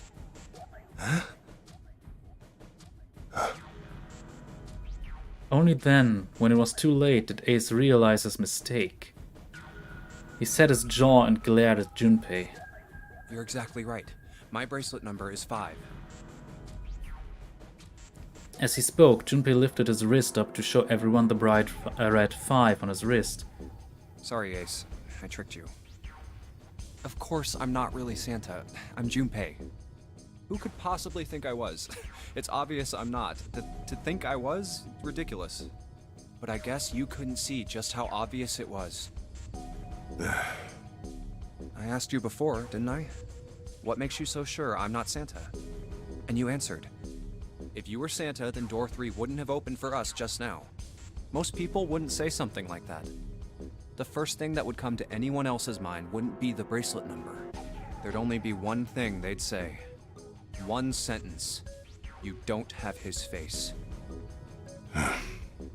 Ace, you have prosopagnosia, am I right? Junpei's voice was quiet and calm. He knew the truth. So did Ace. Prosopagnosia? The others looked confused. What's that? No clue. Prosopagnosia is... He heard Lotus begin to explain it to them. Ace glanced at them, then turned back towards Junpei and sighed. Very well, I confess. I have prosopagnosia. I cannot differentiate human faces. Is that what this was about? You want to mock me for my disorder? No, not at all. I'm not making fun of you at all. In fact, I feel kind of bad for you. No, the reason I brought this up is that there's an excellent chance the person who killed Snake has prosopagnosia. Ace's face tightened. His eyes narrowed. What do you mean? Junpei leaned casually against the iron piping of one of the beds. I'll just come right out with it. I think it was you, Ace. You killed him. Junpei was suddenly very aware of 5 pairs of eyes on him. He had their undivided attention now. The room had grown very, very quiet. Junpei took a deep breath. That's ridiculous. What possible evidence do you... I have 3 pieces of evidence. The first, think back to a few hours ago. You made us argue over the 3 doors here in the big hospital room. There was no way all 7 people could go through them. Lotus suggested that we sacrifice one of us. Lotus looked away awkwardly. Junpei glanced at her and continued. Then you, Ace, said, I'll stay here. Why would you say something like that? It's pretty simple, really. You didn't want us to see the dead body in the shower room. You see, if Ace stayed behind, there were only 2 doors the rest of us could go through. Doors 7 and 8. There was no way we could get through door 3, the shower room. You knew that, didn't you, Ace? That's why you volunteered to stay behind. Come on now, I think that's going a bit far. I can understand if you're jealous of my bravery, but please don't devalue my actions. I only wanted to save the rest of you. Surely you can understand my altruism. Altruism, huh? Junpei stared off into the darkness at something very interesting and lazily began to dig a persistent bit of wax out of his ear. You already knew, didn't you? You knew that whichever doors we took, eventually we'd end up back in the big hospital room. What on earth are you saying? Of course I didn't know that. How could I have? Really? Yes. Pleading was not something they'd heard from Ace before. Junpei pulled the piece of wax from his ear, glanced at it, and flicked it off into the darkness. Oh well, that's cool. I've still got 2 more pieces of evidence that say you're the killer. The second is that, as I said earlier, you have prosopagnosia. Then you mean to imply that a person who can't distinguish human faces must be a bad person? Junpei, they call that prejudice. Damit hat er tatsächlich recht. Und es ist leider ein sehr häufig vorkommendes Trope, dass der einzige Behinderte in einer Geschichte, der böse ist. No, I am not that stupid. Then why? Well, before I explain, I suppose there's something I should tell you. The corpse in the shower room. It's not Snake's. What? Ace's face went pale. The others looked confused as well. If the body wasn't Snake's... I didn't put it together right away, but there was something Clover told me. She said that Snake's left arm was prosthetic. He'd lost his real arm in an accident. But the body we saw in the shower room, let's call him Guy X. Guy X's left arm was definitely flesh and blood. In other words, Guy X couldn't possibly have been Snake. Oh God. No. That's impossible. Ace had started muttering deliriously to himself, shaking his head back and forth. Junpei was long past caring. Let's say, hypothetically, that the killer didn't have prosopagnosia. If that were the case, he would immediately realize that Guy X wasn't Snake. Even if the clothes were the same as Snake's, their faces would be completely different. It would have been obvious they were different people. And yet, they still killed him. Why? Why would they kill a stranger who'd only just shown up? On the other hand, if the killer did have prosopagnosia, it makes sense. They thought Guy X was Snake and killed him. Wait. Wait just a moment. Let's say you're right, and I mistook Guy X for Snake. Even if I did, I would have had no motive to kill him. Why would I want to kill Snake? I can think of at least two motives. One, Snake knew about your past. If he ever revealed what he knew, that would have been really bad for you. You really didn't want that to happen. So to make sure Snake's mouth stayed shut, you killed him. Two, Snake had a grudge against you. You knew that, or at least you could have easily assumed he did. Even without exposing your identity, he was a threat to you. You never knew when you might be attacked. You couldn't ever let your guard down. Every moment was a moment he might try something. You didn't want that kind of danger hanging over you, so you... Hey, hold on a minute. For the first time since the beginning of Junpei's explanation, someone besides Ace spoke. What's the past that Ace wouldn't want us to know? Why did Snake have a grudge against him? Look at this. He handed Santa a small piece of paper. What's this piece of paper? Santa squinted at the paper and began to read. The nonary game was played once before 9 years ago. The person with the number 2 bracelet attended the game 9 years ago. It was planned by the following 4 people: Cradle Pharmaceuticals CEO Gentaro Hongo. What is this? Slowly, Santa looked up from the paper. His eyes met Junpei's. It's the message from Zero. It was in the safe in the first-class cabin. Then suddenly, Give me a break! Ace's face was red and shaking, and his voice was full of fury tinged with desperation. That paper is a lie! Someone is trying to frame me! Me. You said me, right? Junpei's eyes narrowed, and the trap began to close. Ace inhaled sharply. His eyes flicked off to Junpei, off Junpei to something, anything else. Wouldn't that mean you're admitting you're Hongo, the CEO of Cradle Pharmaceuticals? Or am I mistaken? It was as though a switch had been flipped. The color drained from Ace's face, and as he realized what he'd done, his eyes went wide. Very well. I admit that much. I am certainly the CEO of Cradle Pharmaceutical, Gentaro Hongo. So what if I am? I don't know anything about this nonary game that supposedly took place 9 years ago. Everything on that scrap of paper is bullshit. Someone is trying to set me up, you see? First of all,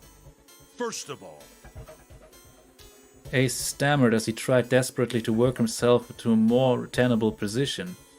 Junpei, You're claiming I did this all by myself. Think that over, all right?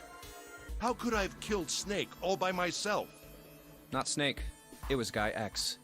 I don't care who it was. You said the killer put this other man into door 3, right? Yeah, maybe. Then I couldn't have possibly done that alone. I couldn't have opened door 3 with only myself and Guy X. Nope. You could have. Huh? What? Ace's face was tight and his teeth were clenched. Junpei fixed him with a level stare. The trap was about to close. Actually, Ace, when you were unconscious, I took something from you. Remember when you were injected with that anesthetic and fell asleep in the big hospital room? Yeah, back then, I took this. Junpei put his hand into his pocket. No! You couldn't have! Ace's right hand moved. Junpei smiled. I got you, Ace. Your right hand there tells me all I needed to know. You want to tell me what you were so worried about? What's in your pocket? It's the number 9 bracelet, isn't it? Ace, Guy X, and the 9th man's bracelet. That was all you needed to open door 3. 1 plus 2 plus 9 equals 12. 1 plus 2 equals 3. That's how you killed Guy X all by yourself, Ace. All you needed was the number 9 bracelet in your chest pocket. Ace lowered his hand from where it had stopped halfway to his pocket. He looked down at the floor, his face hidden from Junpei. All he could see was the corner of Ace's mouth, twitching like a dying fish. If you want to play innocent, that's fine by me. Go ahead, tell me. I don't have the bracelet, if that's what you want to do. But if you could take off your coat and hand it to me, I'd really appreciate it. Otherwise, we'll have to take it from you by force. Right, Seven? Yeah, it'd be my pleasure. Seven cracked his knuckles with a sound like gunfire.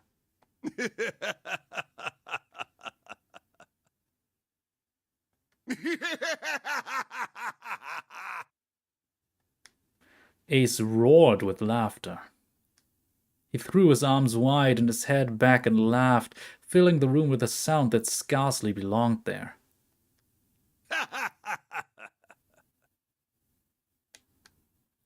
Then it stopped. His arms came down and his head dropped to look straight ahead at Junpei. His face was flat and cold, devoid of any emotion. Well done, Junpei.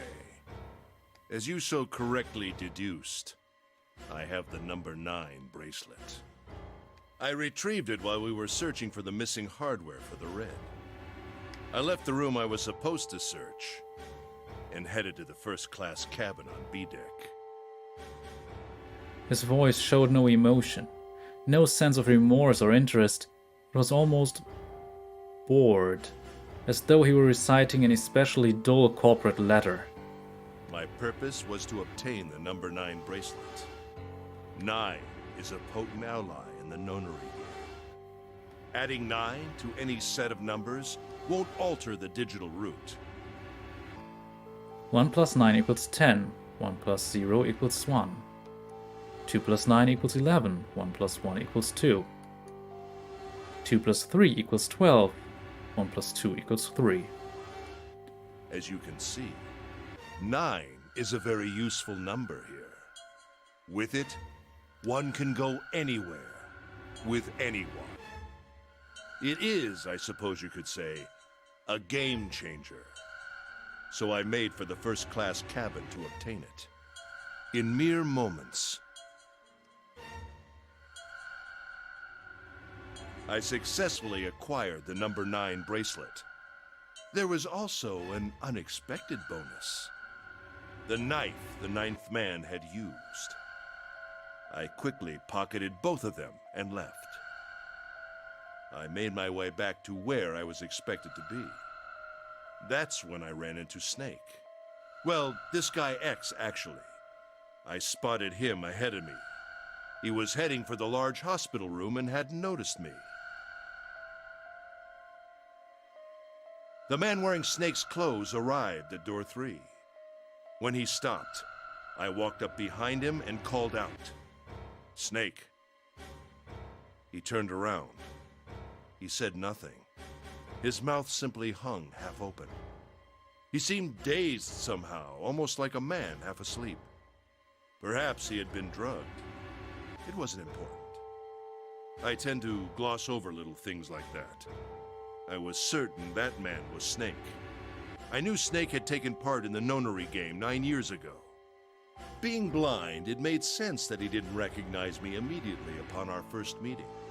But why then hadn't Snake said anything to me later? Surely he hadn't forgotten what had happened to him in the nonary game. But not once did he attempt to confront me. Did his lack of sight prevent him from fully recognizing who I was?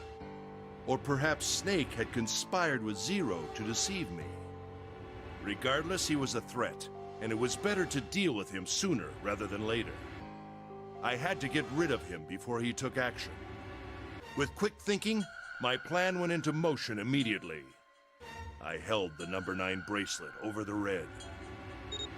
I waved my own bracelet in front of the red, and then grabbed Snake's arm and shoved his hand against the scanner panel. The door opened. I threw the man through it. 9 seconds later, the door shut. 81 seconds passed.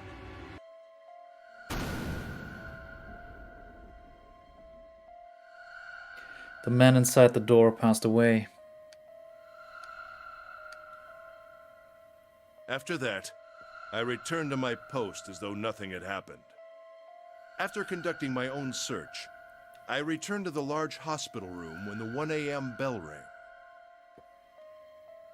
Ace's eyes were cold and his cheeks were hollow and pallid. When he spoke, only his lips and tongue moved. The rest of his face was eerily still. Junpei glared at Ace.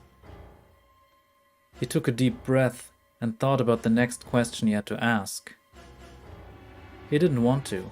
He knew what the answer would be. He just didn't want to hear it. Junpei swallowed, then spoke. Ace, did you kill Clover? Yes. Why? Why did you kill her? She was Snake's sister. It was possible he had told her something dangerous. Additionally, she had gone through door 1. It seemed likely she might have found it. Found what? Why don't you go through door 1 yourself? Perhaps it's hidden somewhere. Seven and Lotus interrupted. Yeah, but Lotus and I went through door 1 too. We didn't see anything suspicious. Yes. I thought as much after I heard your report at the central stairs. I doubt the two of you could find it. Hmm? Huh? But perhaps Clover was different. Perhaps she had found it. I was, therefore, desperate to find her. And at last I did, in the first-class cabin. I spoke very calmly. Did you see it? See what? Don't act as if you don't understand. You were in the captain's quarters, weren't you? Uh-huh.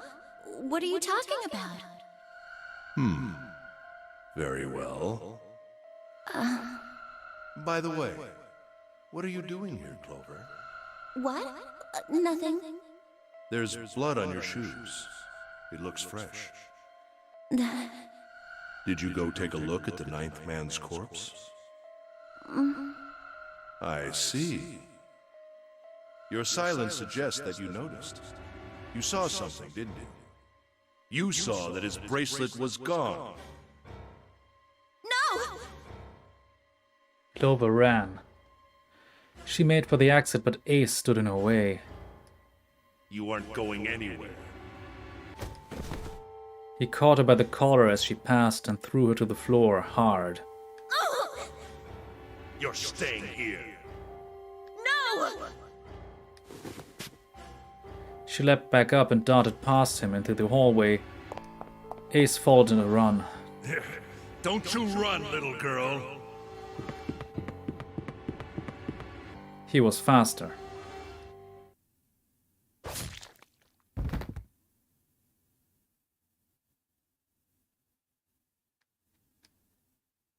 That was how I killed Clover. His face hadn't changed. If he felt guilt or remorse or anything one might feel after taking the life of another human being, it didn't show. You son of a bitch! Seven's whole body trembled with rage, and his voice rumbled with hate.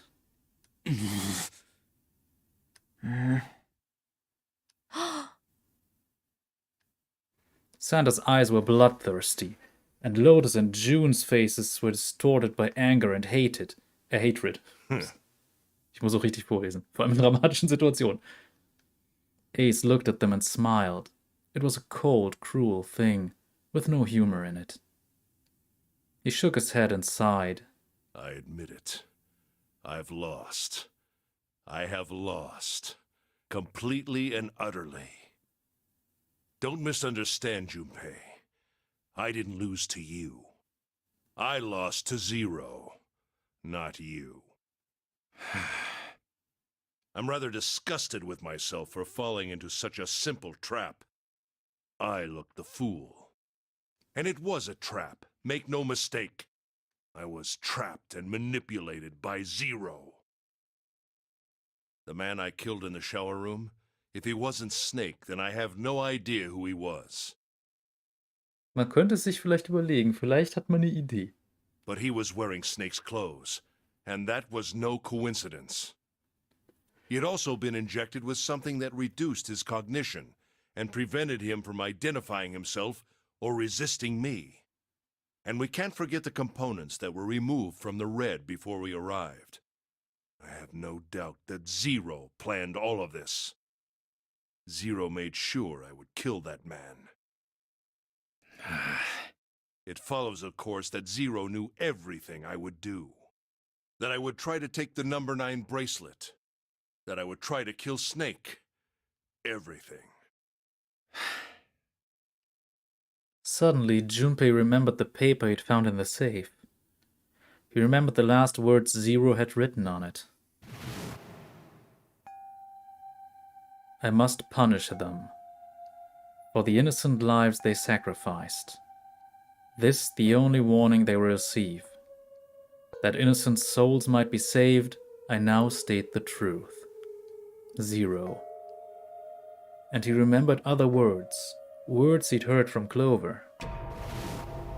I think Zero is one of us. Huh? One by one, Junpei looked at the 5 people standing in front of him. Ace, Santa, June, Seven, Lotus. Zero is one of us? No. Wait. There's one more person. Snake. The man who died in the shower room isn't Snake. That means he's almost certainly still alive. Maybe Snake is Zero. Maybe he made Guy X wear his clothes so that we'd all think he was dead. Where's Snake now? What if he's off somewhere laughing at us? If he is Zero, he must have been lying to us about everything else. Is he watching us? Also zusehen kann er als Blinder wohl nicht. Well, I believe I've finished with my confession. Why don't we get moving? Aber ja, es ist eine gute Frage. Wer von denen ist Zero, wenn einer von denen Zero ist? Interessant. He sounded as if he'd just finished doing nothing more exciting than describing the weather. For Santa, it was the last straw. What the hell is this shit? You aren't going anywhere, you son of a bitch! We're gonna leave your ass here to rot! Why? Because I killed Clover? That's ridiculous. Why are you so upset that I killed the little bitch? She was nothing to you. A stranger you only met a few hours ago. Am I wrong? You bastard! Seven roared and lifted a fist that would likely have shattered Ace's jaw. But someone else was faster. It was Lotus. She stepped toward Ace, raised a fist of her own, and drove it straight into his nose. Blindsiding me with a punch, huh? You've got some fire, don't you? I confess, I rather like a tough woman. He sniffed and wiped a small trickle of blood from his nose with a raised eyebrow. Ich sag mal so, wenn eine Frau den bisschen Kontrolle über ihren Körper hat, einen ins Gesicht schlägt, ist man auch K.O. Oder zumindest die Nase ist gebrochen. Dass er das so wegsteckt, ist nicht 100% realistisch. Oder sie kann einfach nicht gut zuhauen. Well, maybe you'd like another one then. Before that, let me give you one of my own. Huh? Notice scarcely had time to blink. Ace snaked his arm around her and pulled Lotus's back up against him. In the same motion, he reached into his coat pocket. It was a gun. A revolver. Almost lazily, he tilted it to point at Lotus's head. If any of you so much as blink, I won't hesitate to pull this trigger. I've already killed 3 people. Don't think I'm not ready to make it 4. 3 people? What do you mean? Very well. Let me take this opportunity to illuminate you. The person who killed the 9th man was me. Although I suppose, to be more accurate, I encouraged him to get himself killed. While we were examining the main staircase, he came to me and told me his name. I recognized it at once, so I gave him a little push. Just a little white lie. It seems the settings for the dead were altered. Now it only requires a single person to deactivate the detonator in the bracelet. Investigate what's beyond door 5. We'll meet again later. And with that... Okay. Have a good one, guys. I'm going off ahead now. Well then. Why is it stopping? God damn it! You lied! Open the door, please! I'm begging you! Help me! Please get me out of here! Get me out of here! Oh my god, there's no time left! Listen, I was lied to! He lied to me! He put me in here! It was him! He killed me! It was him! Ah!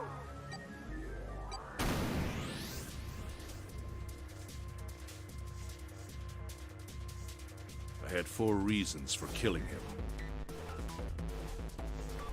As I said before, in the nonary game, the number 9 bracelet is of utmost importance. If I had allowed him to keep such a useful tool, he, or it, would have become a threat to me. As such, I decided that he should be eliminated early on. I wanted the number 9 bracelet. If I could manage to obtain it, I would be able to manipulate the game as I saw fit. I would be unable to acquire the bracelet unless its owner was dead. That's the second reason. Even setting aside his number, he would have been nothing but trouble for me. He was aware of my past. He knew what happened here 9 years ago. It was important that I eliminate him before he was able to disseminate this information. Lastly, I wished to conduct a simple test. A test to see if this nonary game was serious, or a poor attempt at a joke. I needed to be quite sure.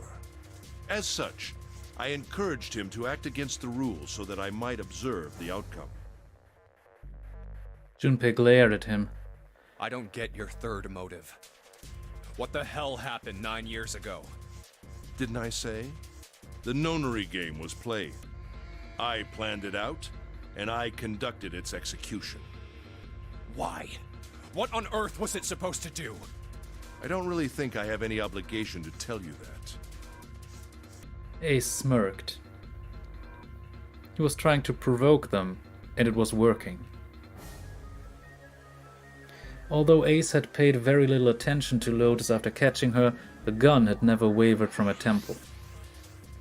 She looked quite pale, and when she spoke, her voice shook. Hey, what's with this gun? Where did he get this? Why don't you tell her, Santa? Santa ground his teeth and glared at Ace.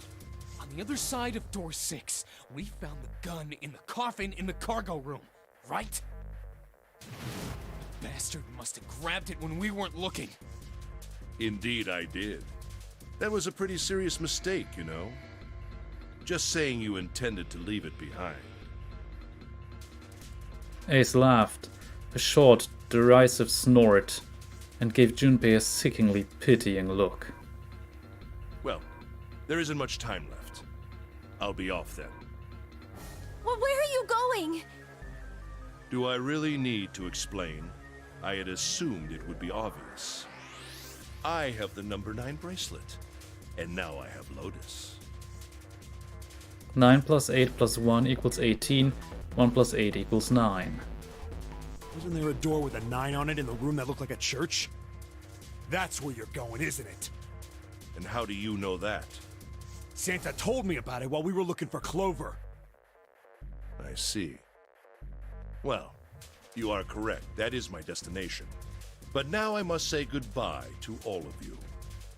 Ah, and please, don't forget my warning. Move and I'll pull the trigger. I don't need her alive to open the door, you know. As he spoke, Ace began backing toward the door, practically dragging Lotus behind him. Shit! He's getting away! We can't risk it. Junpei, Santa, June, and Seven stood, frozen. Ace had the face of a man gone mad. They had no doubt he would pull the trigger. Ace had reached the exit. Now, Lotus, open the door for me if you would. He forced Lotus to open it, then turned and addressed them once more. Goodbye. Then he stepped through the door.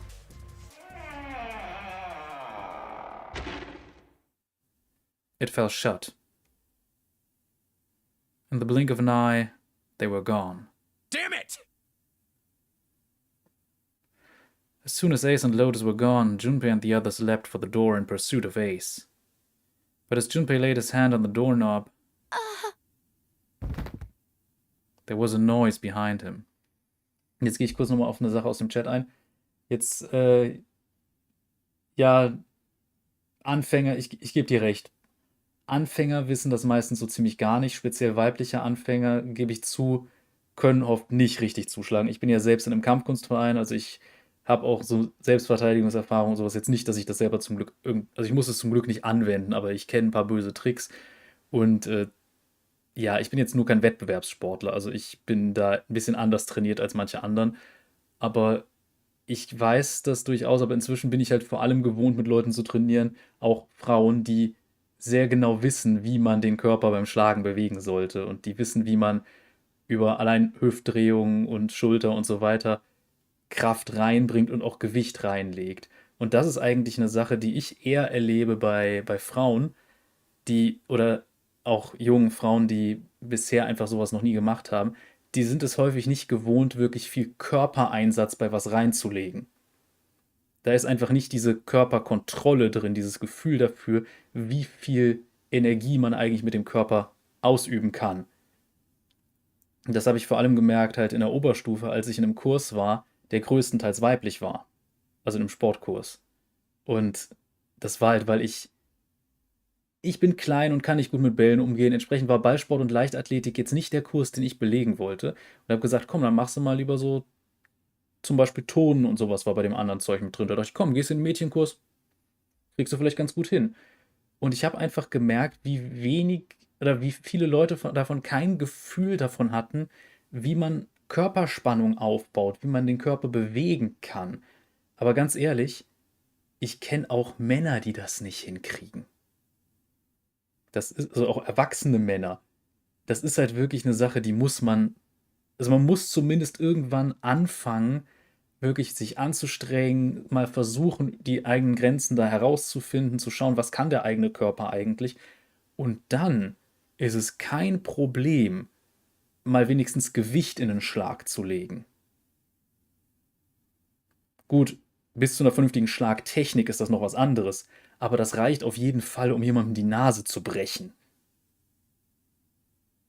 Ich meine, man muss jetzt nicht diesen schönen Karate-Schlag, wo man so den Oberkörper nicht viel bewegt oder sowas hinkriegen, um halt gut hart zuzuschlagen. Und die Schläge, die ich persönlich gelernt habe, dadurch, dass ich jetzt nicht Karate mache, sondern primär europäische Kampfkunst, sind auch andere Sachen. Also da ist häufig mit viel Schulter- und Hüfteinsatz mit da drin. Jetzt nicht einfach irgendwelche wilden Schwinger, aber unterscheidet sich. Aber ich meine einfach, es gibt verschiedene Techniken, wie ein Schlag effektiv sein kann, wie man das richtig machen kann. Aber selbst wenn man nicht weiß, wie eine perfekte Schlagtechnik geht, wenn man einfach nur ein bisschen Körperspannung hat, dann kann man auch mit einem schlechten Schlag Schaden anrichten.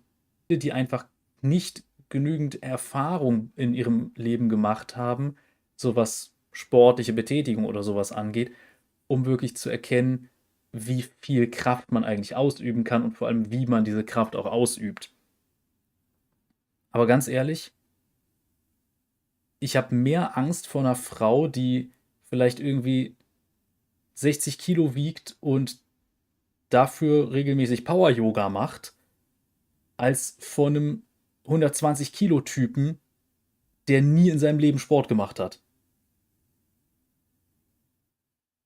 Deshalb, ja, von daher, ich sag mal so, Lotus wirkt halt auf mich nicht wie eine, die nie sich irgendwie körperlich betätigt hätte. Deshalb, darum meinte ich, okay, wenn die einen vernünftigen Schlag mitten auf die Nase gelandet hat, dann gibt das normalerweise mehr als so ein kleines bisschen Nasenbluten.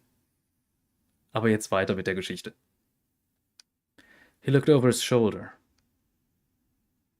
June was kneeling on the door, breathing heavily. Hey, June, what happened? Are you alright? Santa ran to June and wrapped his arm around her before she could collapse all the way. Jesus, you're burning up. Your fever's back. Are you okay? June's fever had returned, again for no apparent reason. Her eyes were watery and her eyelids drooped. Her breath came in dry, shallow gasps. I'm okay. Really, I'm fine. You should be worrying about Lotus. She was breathing hard now, and she could barely summon the strength to talk. But Junpei was torn. He couldn't leave June alone in the state she was in. But every moment they waited, Ace was farther away, Lotus's life in his hands. What was Junpei supposed to do? June's eyes drifted to Junpei's. She managed to muster a weak smile. Jumpy, don't worry about me. I just need a little rest. I'll be fine. Don't you remember? I just needed to rest a little bit last time. So please, please save Lotus. Think about what Ace has already done, Junpei. When he's got what he needs from Lotus, you really think he's just gonna let her walk away? damn it. You guys go on ahead. Soon as June starts feeling better, we'll follow you. Go! Junpei looked at June. Huh? She nodded once. She couldn't manage much more. But it was all the confirmation Junpei needed. His resolve was set. All right, come on, Seven. We're going after Ace. Hell yeah! Santa, you take good care of June. I'm trusting you. Got it. Santa nodded. Junpei turned before he had a chance to change his mind and started running toward the door. He could swear Seven's heavy footsteps. He could hear Seven's heavy footsteps behind him. Let's go! Junpei and Seven exploded into the hallway, their feet pounding the metal floor as they ran. Erstmal gehe ich noch kurz auf die Sache ein, jetzt mit 1,80 Größe, nicht 1,80, 1,90 Größe, klar. Bei mir ist es halt genau das Gegenteil. Ich bin 1,68. Ich bin halt als Mann quasi nicht vorhanden, so was Körpergröße angeht. Gewicht, ja, bisschen ist da, aber auch jetzt nicht, ich bin jetzt nicht massig gebaut. Ich bin eher drahtig. Und es ist so, dass, ich gebe dir recht, das kann man mit Technik erreichen, aber wenn du 2 Leute hast, die gleich gut trainiert sind und einer ist schwerer, wird der Schwerere mehr Kraft ausüben können. Denn das ist halt leider das Problem mit Physik. Wenn ich jetzt zum Beispiel schlage, dann sind hinter diesem Schlag maximal meine, in diesem Fall so knapp 70 Kilo. Wenn jetzt ein Typ, der 100 Kilo wiegt, zuschlägt und eine gute Technik hat, die gleiche wie ich, dann hat der da bis zu 100 Kilo hinter, die einfach dahinterher drücken. Entsprechend wird der Schlag von ihm bei gleicher Technik mehr Schaden anrichten. Das ist einfach Physik, da kann man sich nicht gegen wehren. Es gibt ja auch durchaus einen Grund, warum zum Beispiel beim Boxen in Gewichtsklassen unterteilt wird. Weil zumindest grob das ein bisschen was macht. Ich gebe zu, dadurch, dass da viel mehr Faktoren reinkommen als nur Schlagkraft, ist es eigentlich auch manchmal Blödsinn. Und es gewinnt in einem Kampf auch nicht immer der Größere und Schwerere. Aber wenn man davon ausgeht, dass du 2 Profis gegeneinander stellst, gibt es durchaus einen Vorteil für zumindest schwerere Leute. Sofern das Gewicht nicht die Beweglichkeit beeinträchtigt, dann gibt es wieder Probleme. Aber ja, Technik macht sehr, sehr viel aus. Wenn man eine saubere Kraftübertragung hat, kann man halt viel mehr der eigenen Masse nutzen. Aber am Ende gilt wieder Kraftübertragung und Kraft ist Masse mal Beschleunigung. Und der Impuls ist halt auch wieder Produkt aus Masse und Geschwindigkeit. Das heißt, bei all den Sachen, die dann mit dieser Übertragung von Kraft zu tun haben, kommt immer die Masse mit rein. Das heißt, in deinem Fall, du als 1,90 Kerl mit Kampferfahrung, würde ich halt sagen, wahrscheinlich jetzt auch nicht überragend leicht, werden deine Schläge definitiv härter sein als meine. Gut, es kommt halt auch immer darauf an, wohin man schlägt. Aber wenn man jetzt zum Beispiel, also wenn ich jetzt einen Schlag von einer 50, 60 Kilo Person mitten auf die Nase bekomme und der Schlag halt sauber ist, dann ist meine Nase halt auch hinüber. Wenn ich das gegen die Schläfe kriege, bin ich auch K.O. Also, man muss nur die richtigen Stellen treffen können. Und ich sag mal so, wenn es gegen den Kehlkopf geht, bin ich tot im Zweifel, von daher. Wobei Schläfe kann das auch anrichten. Aber jetzt zurück zur Action.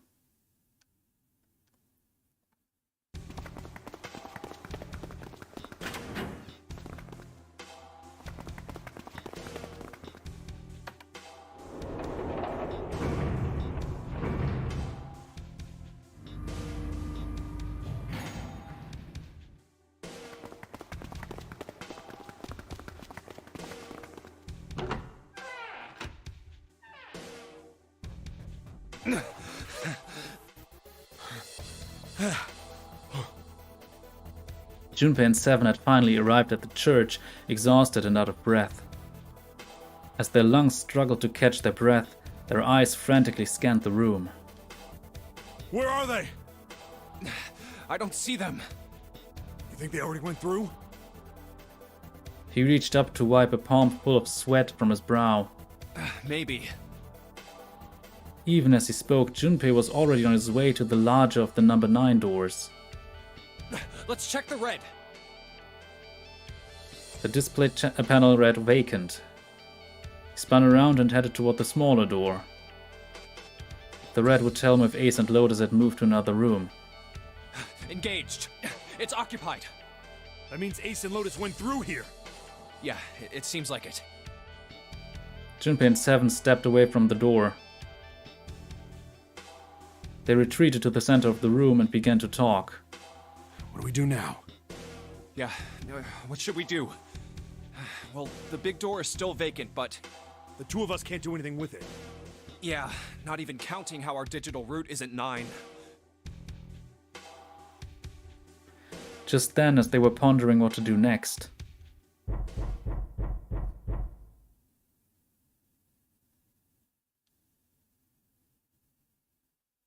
there was a noise. A noise like someone hitting a thick wooden panel. What's that sound?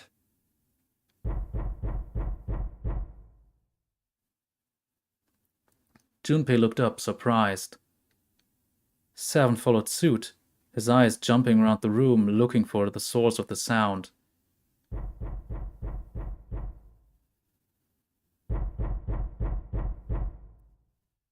It's coming from over there. It wasn't long before they found the altar. Or more precisely, what was on it. The coffin. Yeah. Let's open it. How? By force! I don't think that's gonna happen. Well, you never know till you try, right? The only necessity for success is the willingness to suffer 1,000 failures. Who said that? I forget. Anyway, we've got to try. Junpei and Seven leapt at the coffin. They grabbed hold of what purchase they could find and pulled.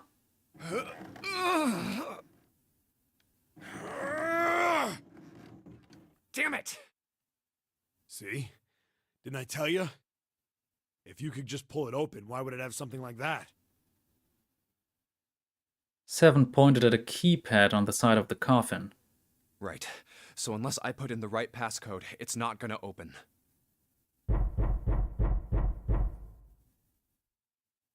The noise hadn't stopped.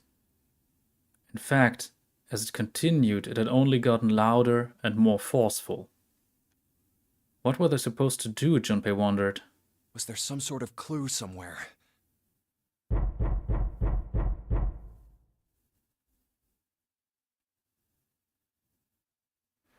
They stood there for a few moments staring at the coffin, and then Seven spoke. Hey, Junpei. I remember you mumbling about some weird numbers over by the bathroom in the first-class cabin. You got those numbers by solving the secret message Clover was holding, right? Truth had gone, or something like that.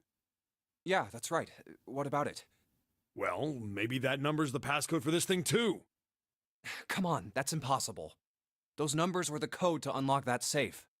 Yeah, but the person who set up that safe in this coffin is the same person, right? Zero set up both of these.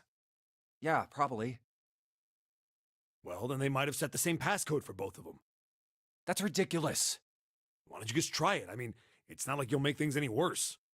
It'd just be a waste of time. There's no way they're the same number. How do you know that? You never know until you try. The only necessity for success is the willingness to suffer 1,000 failures. Who said that? You. Fine. He knelt down in front of the keypad and looked at it. Perhaps because he'd repeated them so many times before, the numbers came easily to Junpei's mind. 1438 3421. Quickly he typed them in.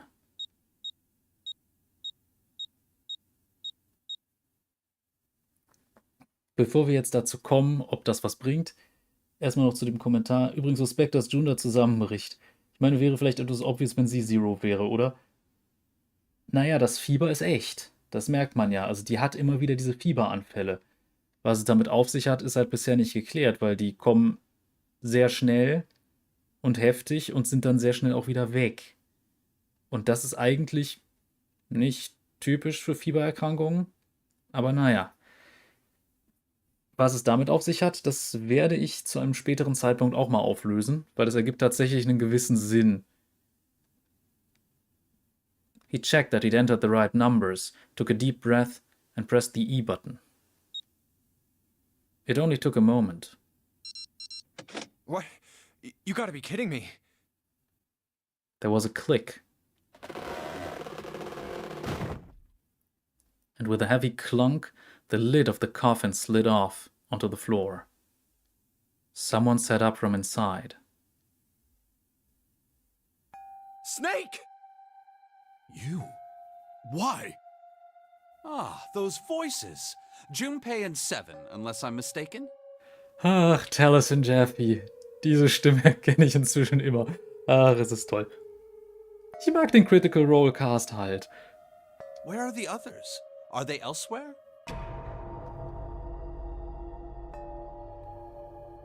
Ich überlege gerade, kann man den mit einer seiner Rollen vergleichen? Ja, ein bisschen mit Percy. Percy und freundlich? Na, egal.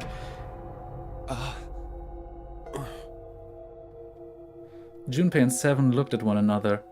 There was a great deal he needed to know, but...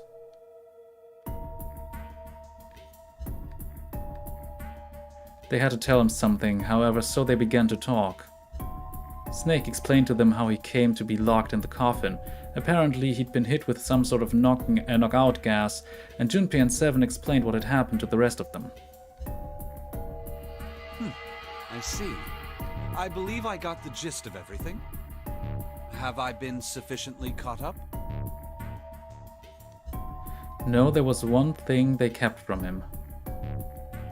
There was one thing, however, that neither Seven nor Junpei could bring themselves to say. That Ace had killed Clover. They feared that if Snake knew, he might well go insane. Yeah. They decided as much by a look at the moment Snake had climbed out of the coffin. But that still doesn't explain why you were trapped in here. We've still got no clue about Zero's true identity, let alone why the hell he's doing all this. Why did he put Guy X in Snake's clothes? Is all this stuff somehow related to that nonary game that was played 9 years ago? Hey, Snake, do you know anything? Junpei put the question to Snake.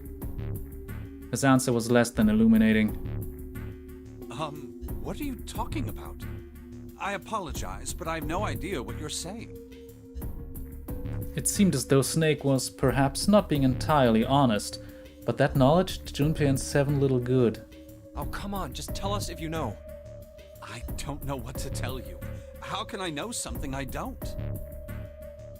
No matter how many times they asked, he insisted that he knew nothing. It was becoming clear that Snake wouldn't give in, and every second they spent asking him was a second wasted. This is bad. We're running out of time. We need to go after Ace. However,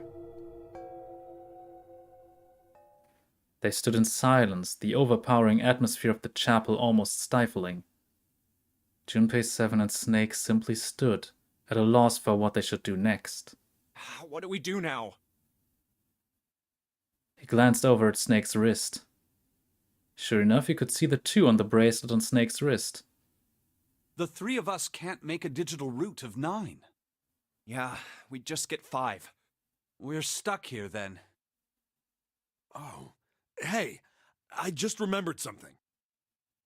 Seven began patting his pockets as if he were checking to see if any of them held anything. What? What is it? I found something earlier. What did you find? This. He'd finally found the pocket he wanted and his hand dove into it.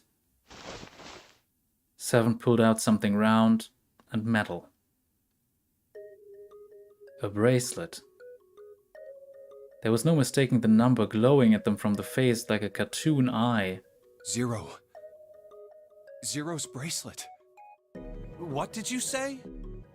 Are you saying that 7 has the number 0 bracelet? Yeah. Where did you get that? Snake's question was innocent enough, but if he learned the truth...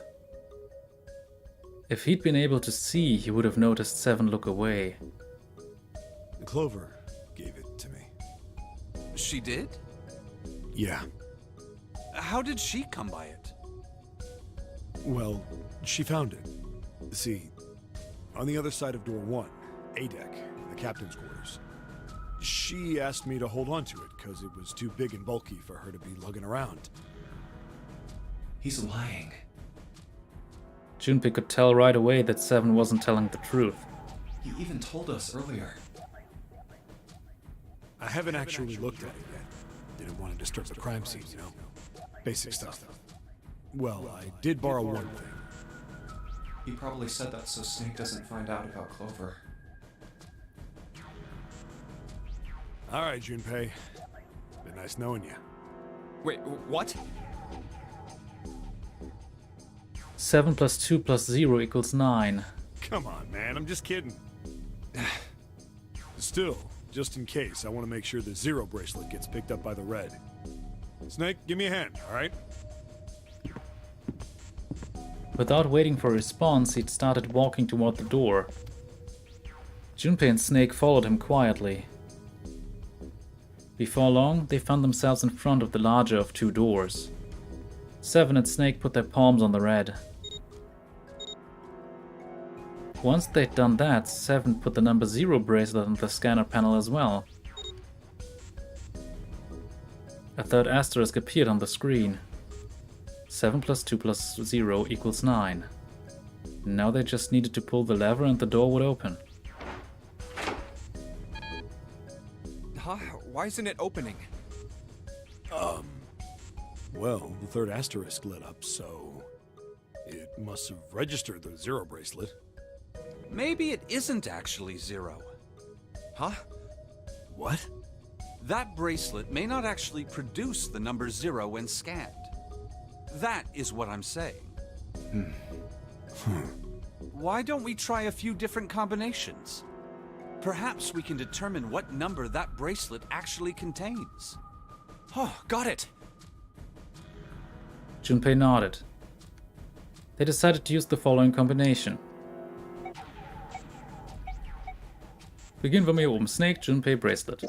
Let's try Snake, me, and the bracelet. Snake plus Junpei equals 2 plus 5 equals 7. If this combination works, then the number for this bracelet is 2.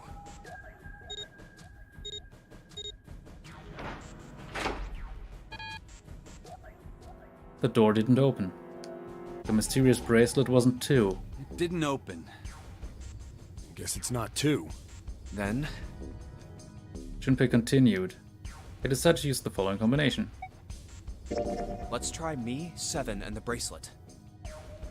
Junpei plus 7 equals 5 plus 7 equals 12. 1 plus 2 equals 3. If this combination works, then the number for this bracelet is 6. They scanned in their bracelets.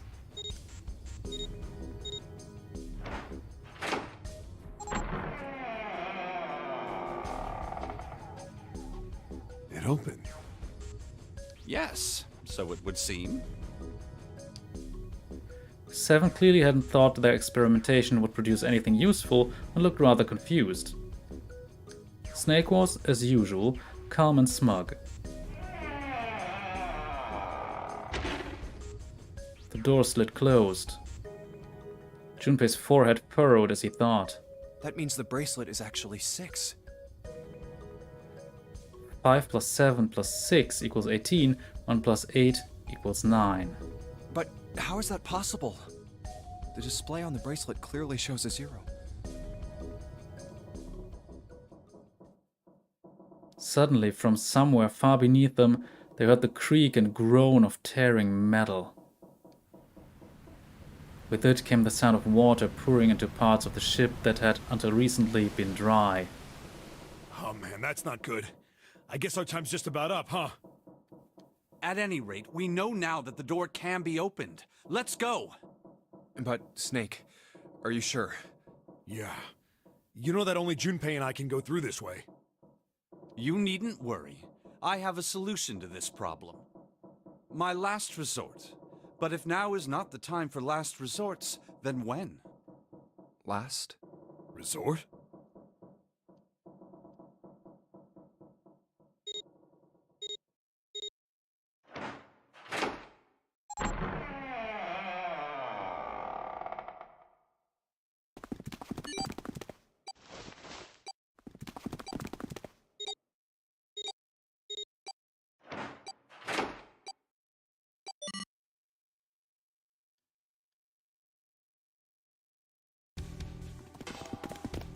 Junpei, 7 and Snake ran full tilt down a long straight hallway. They were headed for the stern of the ship and had no time for distractions. As they ran, Seven spoke. Gotta admit, you really surprised me there, kid. I couldn't figure out how the hell you were gonna get out of that one. How come you didn't do that right off the bat?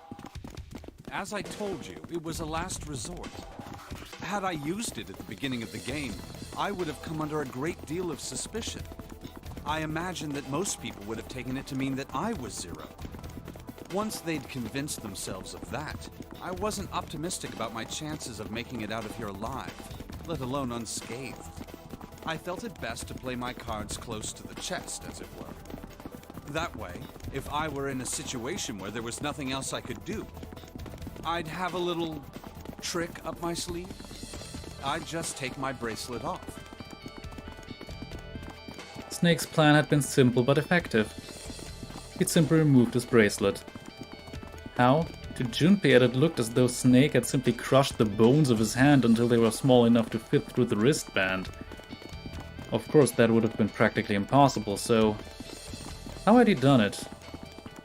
My brother's left arm is, it's not like a normal person's arm. It's fake. It's not a real arm. Snake had slid the bracelet off and tossed it into the coffin. I know this is kind of a weird thing to say, but I'm glad that's a fake arm. Don't have to be afraid of the door if you don't got a bracelet. You are correct. He'd walked through the door easily without authenticating. He stepped out of the other side unscathed, and then began running down the hall alongside Seven and Junpei. They kept running for a while longer and eventually came upon a set of stairs leading downward on the right side of the hallway. They stopped and peered down the staircase. I think these stairs connect to the bottom deck. Doesn't look like it's underwater. They nodded quickly to one another and jogged down the stairs. It took only a few minutes to make their way to the bottom deck. There was a single hallway in front of them, at the end of which was a single door. Let's go through that door. Junpei threw it open. Inside was a massive iron gate. A plate was affixed to the top of it. It read Incinerator. Incinerator? Oh my. That doesn't sound very pleasant. Do you see a lever near the gate, perhaps? Yeah, right over here. How did you know that? Well, I'd be happy to regale you with the story. I imagine it should only take half a day or so.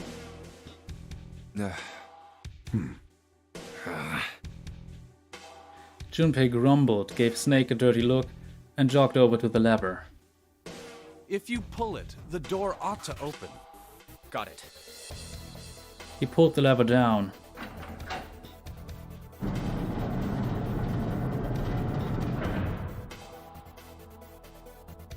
With the rumble of an ancient motor, the door opened. There was no need to hold back and no time to hesitate. They pushed their way inside. Standing in front of them were Ace and Lotus. Ace still held the revolver in his hand. It was still pressed hard against Lotus's temple. A small dark bruise had begun to form near the tip. Even from several yards away, Junpei could see that Lotus was shaking. She was terrified. But perhaps more interesting was what Junpei saw behind them. 9. Another number 9 door. What? Why? Why is there another one? The door stopped Junpei in his tracks. It simply shouldn't have been there. As his brain finally began to consider why, the whine of a warning klaxon filled the air, drowning out any thought. Warning. Warning. Emergency incineration command has been acknowledged. Automatic incineration will take place in 9 minutes. Please evacuate the incinerator immediately. Oh my, how exciting. You've run quite a show here, Zero. A terrifying smile twisted Ace's face. What's the matter? too frightened to understand? Here, let me explain. It's said that the incineration system is about to activate. In 9 minutes, this room will be engulfed in flame. Who are you? You don't recognize me? I'm hurt. It's me, Snake. Snake? Oh, yes, you are alive. I'm afraid your bizarre style had me confused. I'm quite glad to see that you're alive. Ace's voice didn't change. Snake ground his teeth. If you don't mind my asking, how did you get here? Snake, Junpei 7. The three of you couldn't have opened a door with a 9. Did you use Clover's bracelet, perhaps? What? 2 plus 5 plus 7 plus 4 equals 18. 1 plus 8 equals 9. Ah, well, your reaction suggests that you did not. Hold on. Why did you think we'd have Clover's bracelet? Junpei felt his chest tighten. Oh, they haven't told you? Told me what? Clearly not. Normally I would take some time and enjoy the moment. But I'm afraid my time is at a premium just now. I'll have to make this quick. Clover. Don't do it, Ace! Keep your goddamn mouth shut!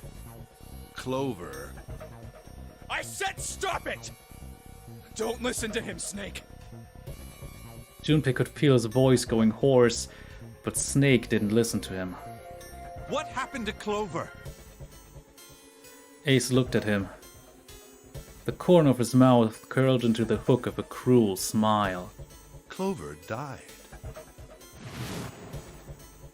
The color left Snake's face. He shook his head weakly.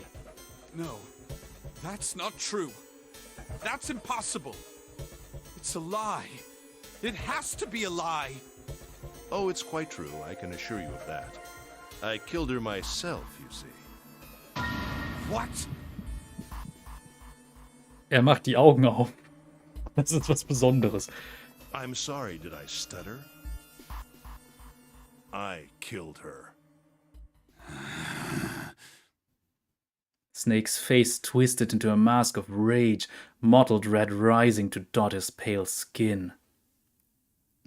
His entire body shook.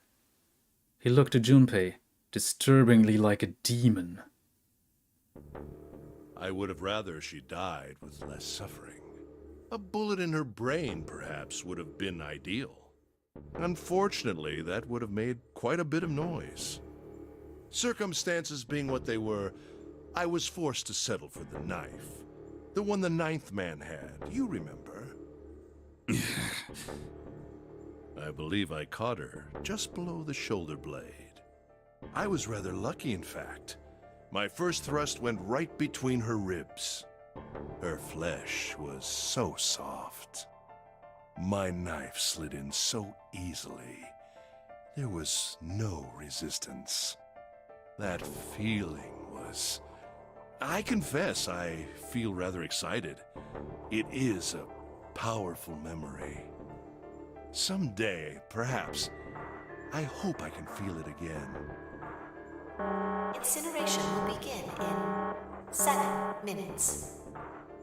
I'm going to kill you. Snake's words were a guttural growl, barely audible. What was that? I'll kill you. I'll kill you. Ah, so you're going to kill me. Please do. Come now. I'm waiting. Don't do it! Don't listen to him, Snake! Stop it, kid. He's screwing with your head. Is there a problem? What are you waiting for, boy? Don't you want me to send you to join your sister? Don't! Snake! Don't do it! But Snake could no longer hear them. Snake could no longer hear anything.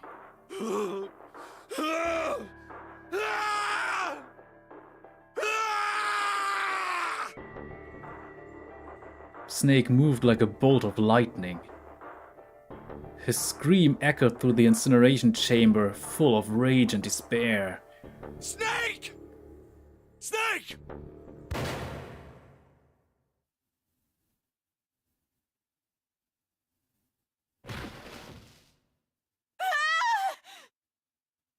Another scream filled the room.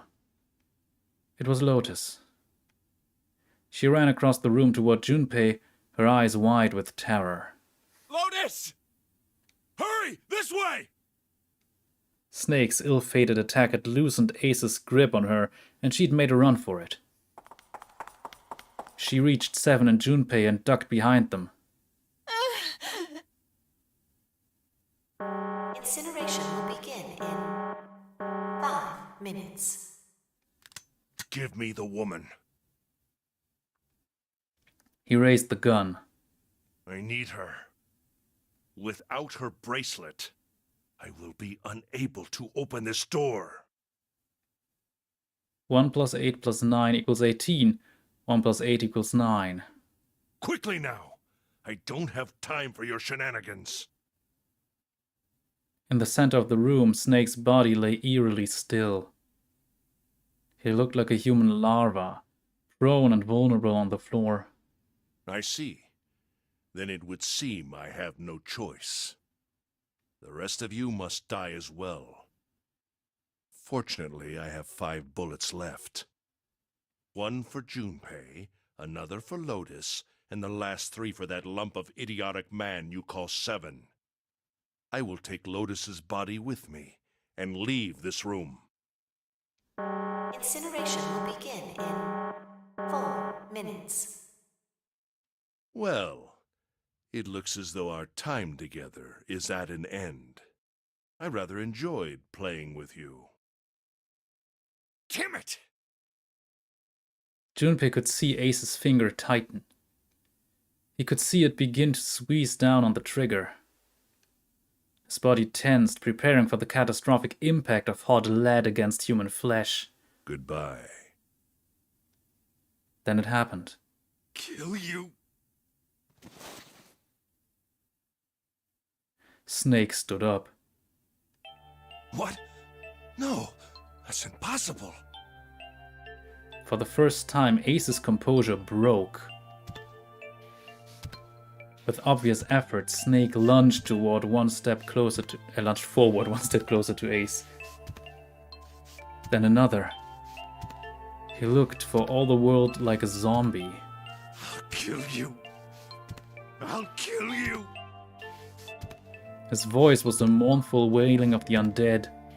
Stay away from me. Get back. Stop. If you come any closer, I'll... Get away from me. Little by little, Ace was retreating. Snake didn't stop. He continued his stiff, inexorable approach, his eyes twin pools of pure fury. Listen to me. I said don't come any closer. Shit! You bastard!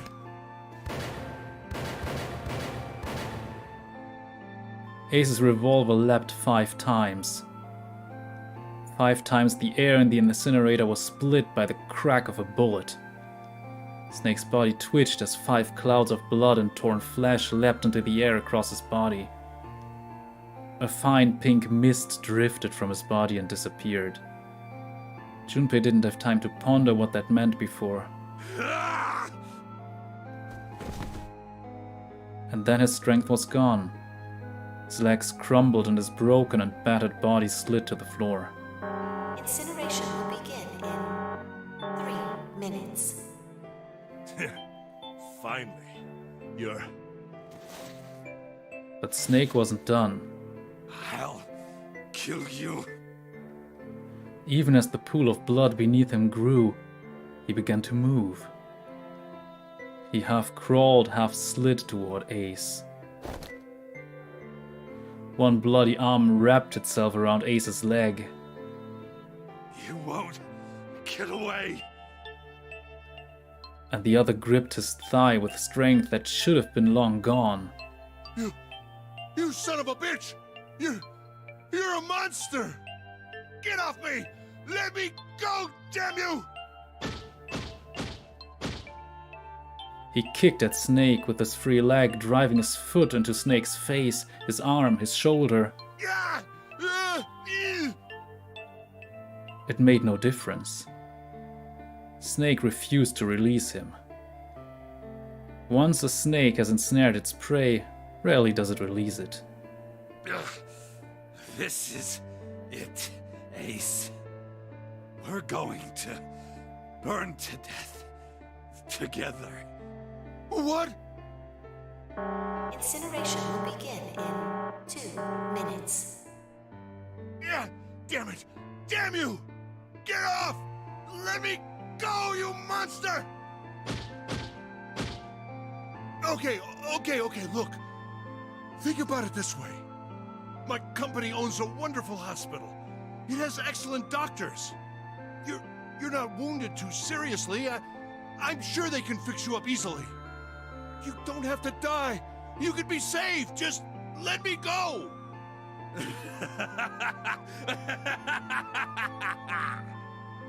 Pathetic. Begging for your life. Then Seven and Lotus began to speak. Junpei could hear tears in their voices, and their words restrained. Snake, that's enough! You can stop now!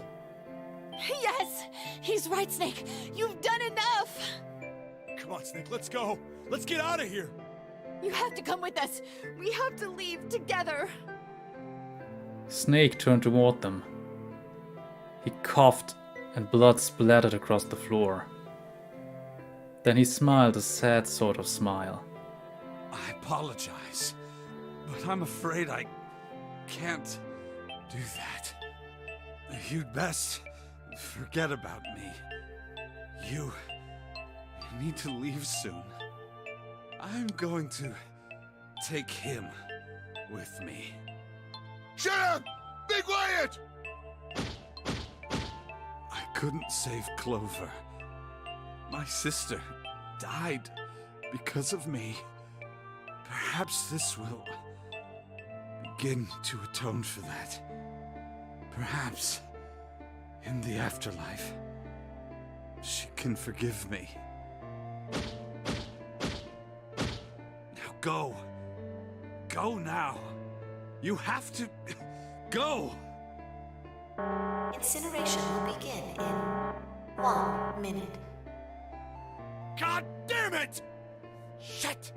We're out of time! We gotta go! Seven ran toward the exit. Lotus followed him. But Junpei couldn't move. There were white lines down Snake's cheeks where his tears had washed the blood away. He was broken, body and soul, and Junpei felt as though half of his own heart had been torn out.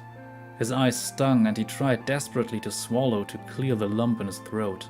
Junpei, what are you doing? You have to get out of here now!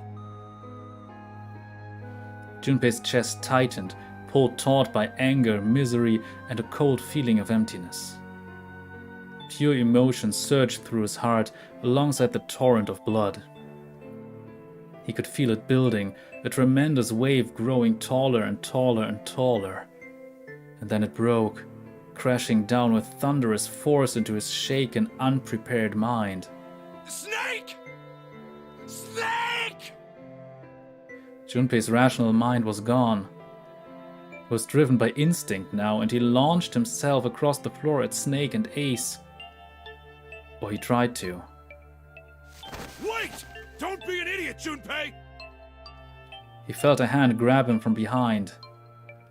It was Seven.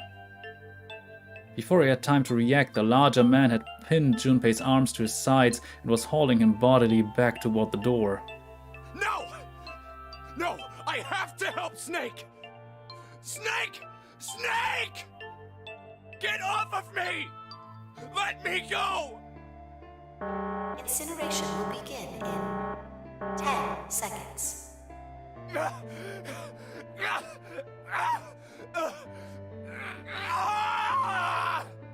7, 6, Damn it, I don't get a choice, kid! Don't blame me for this, alright? No. 5, 4, 3, 2, 1, 0.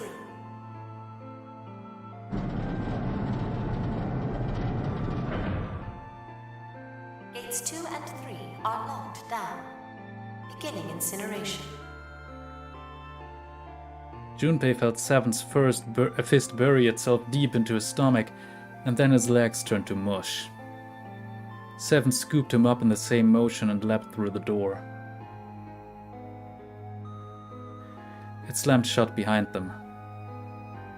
Junpei struggled to shaky feet.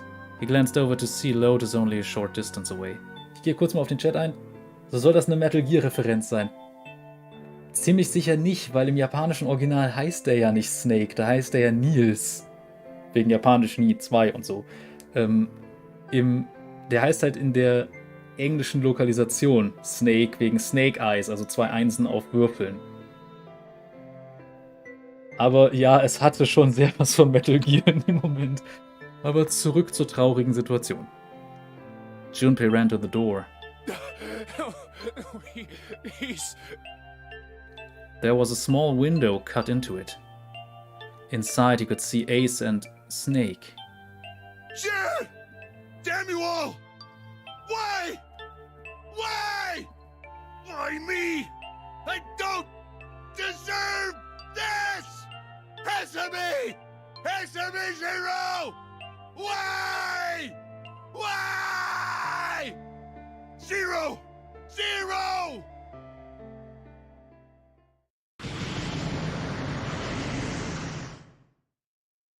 Zero!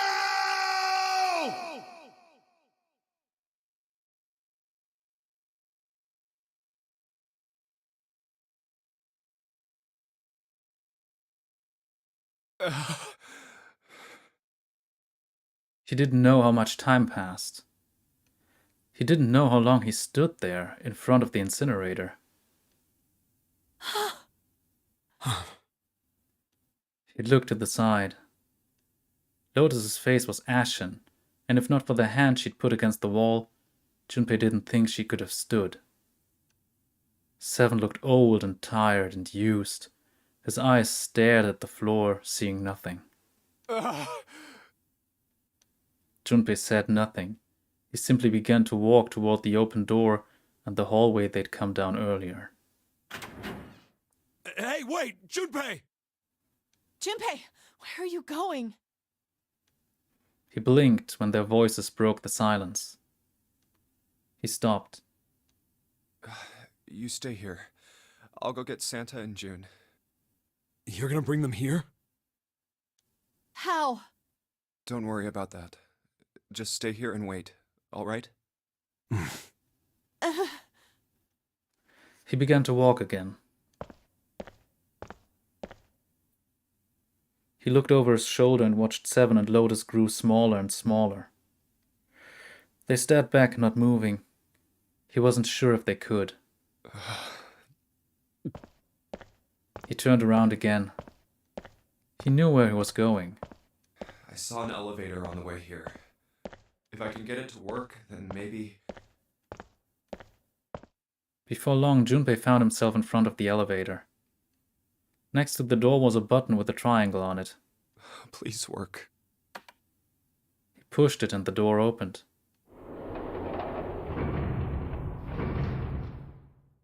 Yes.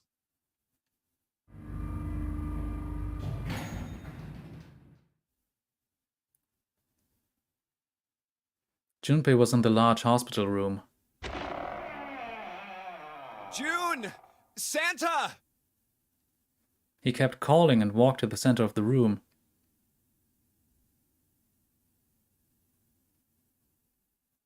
But try as he might, he couldn't find them. Damn it. Where did they go? Increasingly frustrated and increasingly worried, Junpei left the large hospital room. He had no choice. He would have to look for them. Junpei's heart was heavy. He couldn't shake the feeling, but there was a part of him that felt it would be wrong to, even if he could. With every step he took, his legs felt more and more like lead.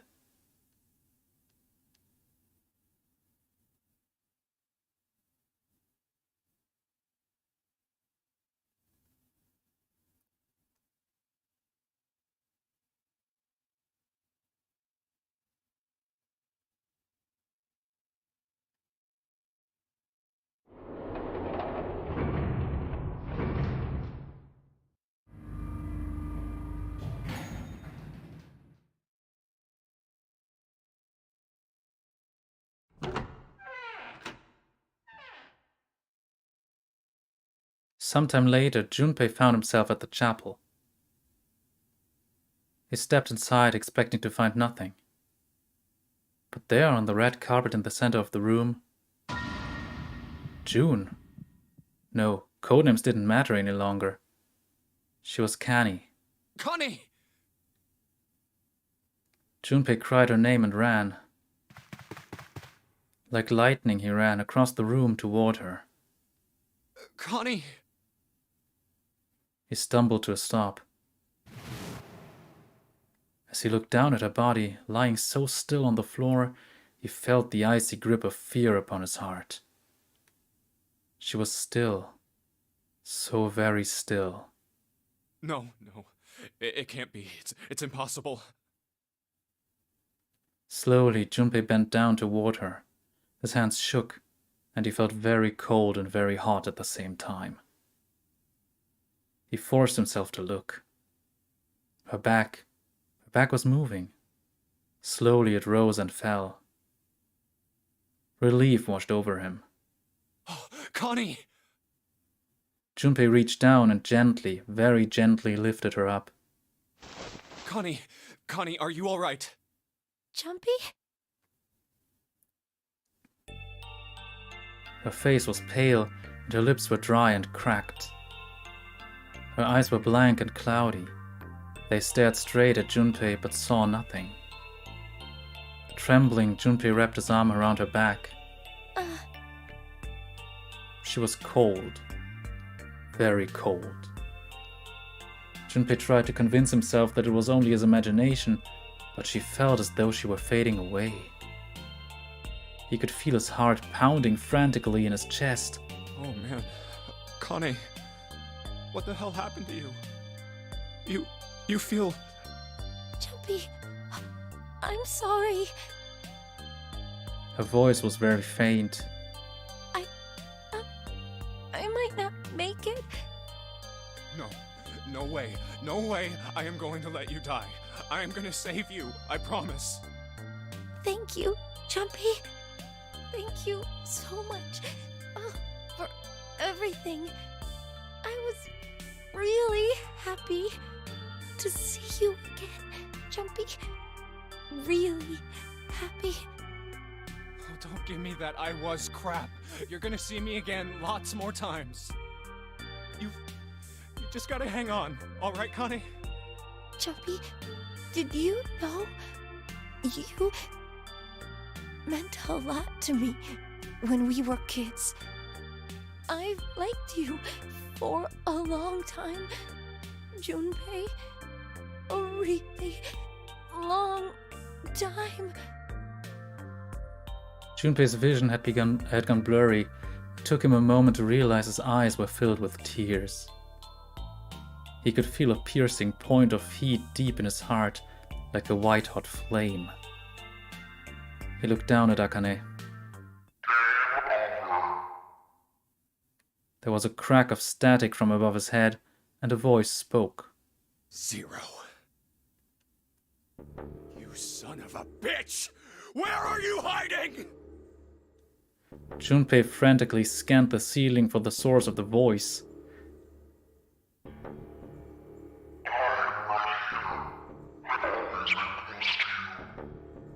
What the hell are you talking about?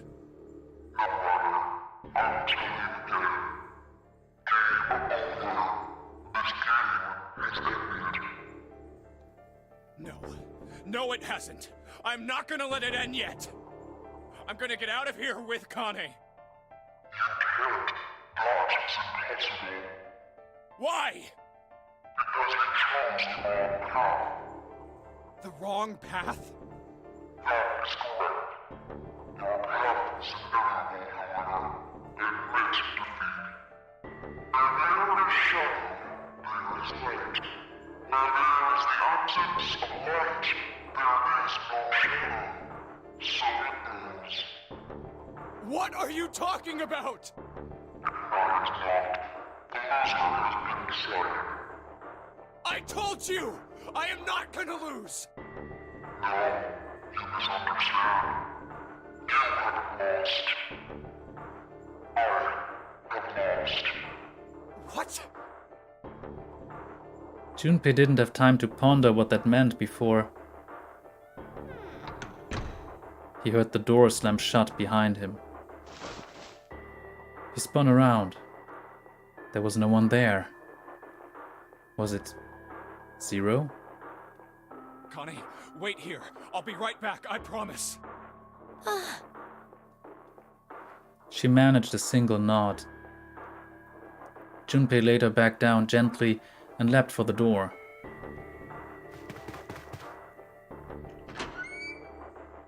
He yanked it open and shot outside. No one. The hall was empty. There was nothing moving anywhere. Damn it. Where are you? It doesn't matter. I need to get Connie out first. He didn't want to leave Connie alone any longer than he had to, so Junpei turned around and headed back to the chapel.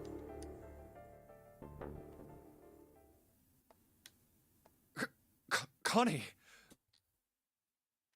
She wasn't there. She wasn't anywhere. She'd been lying there on the floor just moments before. And now she was gone. Oh God. No. No. Where is she? Connie. Connie! Connie! Connie! His cry split the heavens themselves. He screamed until his voice gave out. Then he screamed some more. But there was nothing. No answer. His voice faded away, and all that remained was cold, unfeeling silence. That was when he noticed it. Huh? A strange smell, one he'd smelled before. Wait. This is...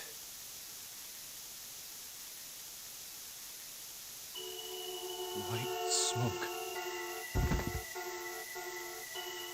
9 seconds later, Junpei's mind winked out.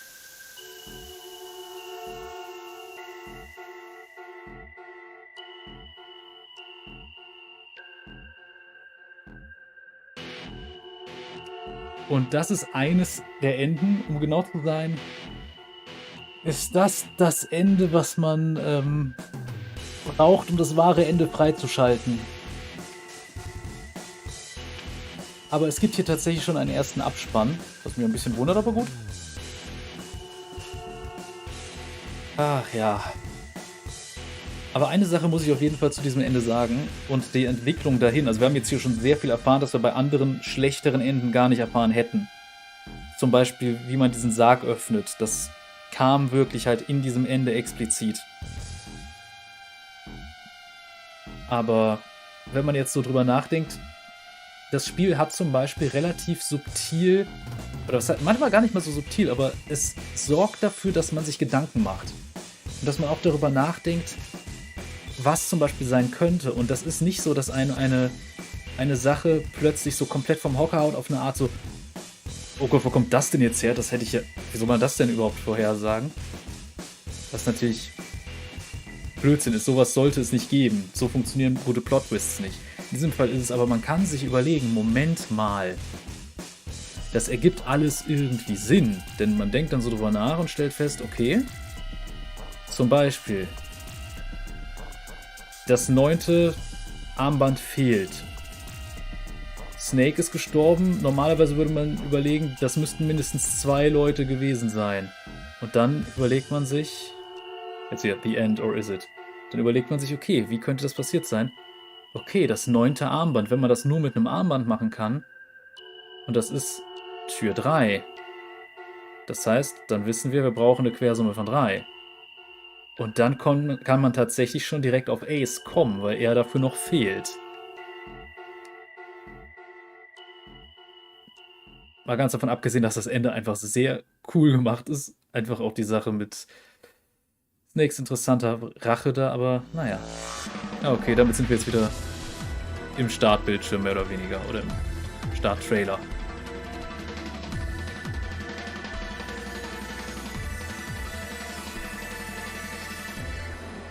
Es sind halt noch viele Fragen offen.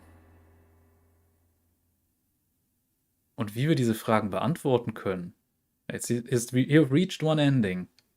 This game has multiple endings.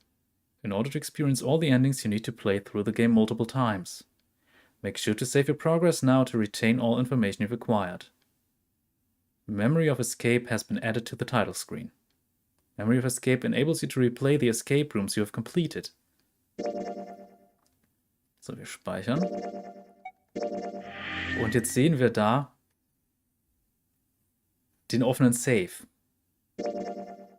Das ist das sogenannte Save Ending. Und jetzt sehen wir hier auf dem Weg etwas, nämlich mehrere Schlüssel. Hier die Schlüsselentscheidung für diesen roten Schlüssel ist, hier lang zu gehen. Und hier gibt es verschiedene Ereignisse, wo man sich auch auf bestimmte Arten unterhält. Computer und Locker und so weiter. Und diese Unterhaltung hätte man nicht haben können, wenn man nicht vorher hier lang gegangen wäre. Weil da bestimmte Informationen rankommen. Und sobald man halt diese Schlüssel zusammen hat, jetzt hier auch bestimmte Sachen, die dazugehören, öffnet sich hier quasi das Schloss und dadurch geht es nach links. Hätten wir das nicht, würde es hier nicht nach rechts gehen. Nee, würde es nach rechts geben. Und dann hätten wir ein anderes Ende, ein komplett anderes tatsächlich. Weil gewisse Informationen fehlen würden, weil wir gewisse Sachen nicht erfahren hätten. Und die Schlussfolgerung zum Beispiel mit der Prosopagnosie wäre nicht möglich gewesen. Und ja, eines dieser Enden, also einer dieser Wege führt zum wahren Ende. Ich werde nicht verraten, welcher. Aber wir haben das wahre Ende jetzt quasi freigeschaltet. Denn normalerweise wäre es so, dass man da ankommt und dann fehlt eine Information, die wir hier bekommen. Und das war's dann. Und sobald man halt diese Information hier hat, kann man quasi an der Stelle einfach weitermachen. Und das finde ich ganz cool gemacht. Also ich mag dieses Spiel einfach. Ich mag die gesamte Reihe. Und ja. Na, das ist nicht wichtig. Wir gehen später dann im Flowchart an die entsprechende Stelle. Ich würde sagen, das reicht hier auf jeden Fall. Ich mache jetzt erstmal eine Pause. Es sind jetzt auch über 3 Stunden und irgendwann reicht es mir dann auch mal. Aber ja, das war das erste Ende. Beim nächsten Mal müssen wir dann schauen, welchen Weg wir als nächstes gehen wollen, wo wir uns anders entscheiden wollen. Ob wir vielleicht andere Türen durchqueren wollen. Ja, wir müssen sowieso andere Türen durchqueren. Aber welchen Weg wir genau nehmen wollen, ist immer die Frage. Und vor allem an welcher Stelle wir welchen Weg nehmen wollen. Es spielt eine Rolle, durch welchen Raum man zuerst geht. Es spielt eine Rolle, durch welchen Raum man als nächstes geht. Oder es ist vor allem auch so, ich werde alle Enden zeigen, definitiv. Wir haben jetzt halt wirklich eines der schwieriger zu findenden Enden gefunden, weil es keines der Default-Enden ist.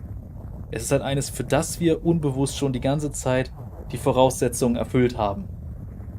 Indem wir bestimmte Wege gegangen sind und bestimmte Gespräche auf die richtige Art geführt haben. Und damit haben wir die Informationen bekommen, die wir brauchten. Zum Beispiel, dass eben Snake nicht wirklich der Tote sein konnte.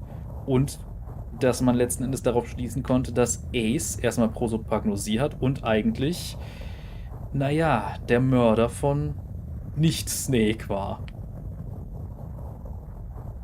Und naja, am Ende hat er ein interessantes Schicksal erlebt. Aber das, was danach passierte, ist auch interessant. Denn wir sehen, Akane liegt quasi im Sterben und am Ende ist sie einfach weg. Was hat es damit auf sich? Und vor allem, was meinte Zero damit, dass er sagt, er hat verloren? Dass er sagt, es haben nicht die Spieler verloren, er hat verloren.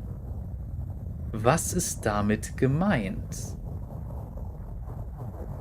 Und das ist ein Punkt, wo ich denke, das ist gut für einen Cliffhanger. Beim nächsten Mal überlegen wir uns dann, wie es weitergeht. Ich muss mal schauen, ob ich morgen direkt weitermache. Das würde ich aber sehr spontan entscheiden. Vielleicht auch Sonntag. Wahrscheinlich sogar eher Sonntag. Muss ich mal gucken. Mir hat es auf jeden Fall sehr viel Spaß gemacht. Ich liebe diese Story. Und ganz im Ernst, Taliesin Jeffy macht als wütender Snake ein echt gutes Voice-Acting. Aber der ist halt gut im wütenden Aristokraten darstellen. Ja gut, Percy aus Vox Machina. Naja, aber egal. Wir sehen uns dann beim nächsten Mal. Lasst ein Däumchen da, wenn es euch gefallen hat und so weiter. Für die, die es im POD sehen, es gibt ja tatsächlich welche, die sich das dann später mal angucken. Seid ihr auf entsprechende Sachen gekommen? Habt ihr lustige Ideen, was wie sein könnte? Verbindungen hergestellt? Vielleicht haben einige Leute Ideen. Lasst das gerne in den Kommentaren da. Ich bin gespannt, was ich zu sehen bekomme. Und dann, ja, bis zum nächsten Mal. Cheerio.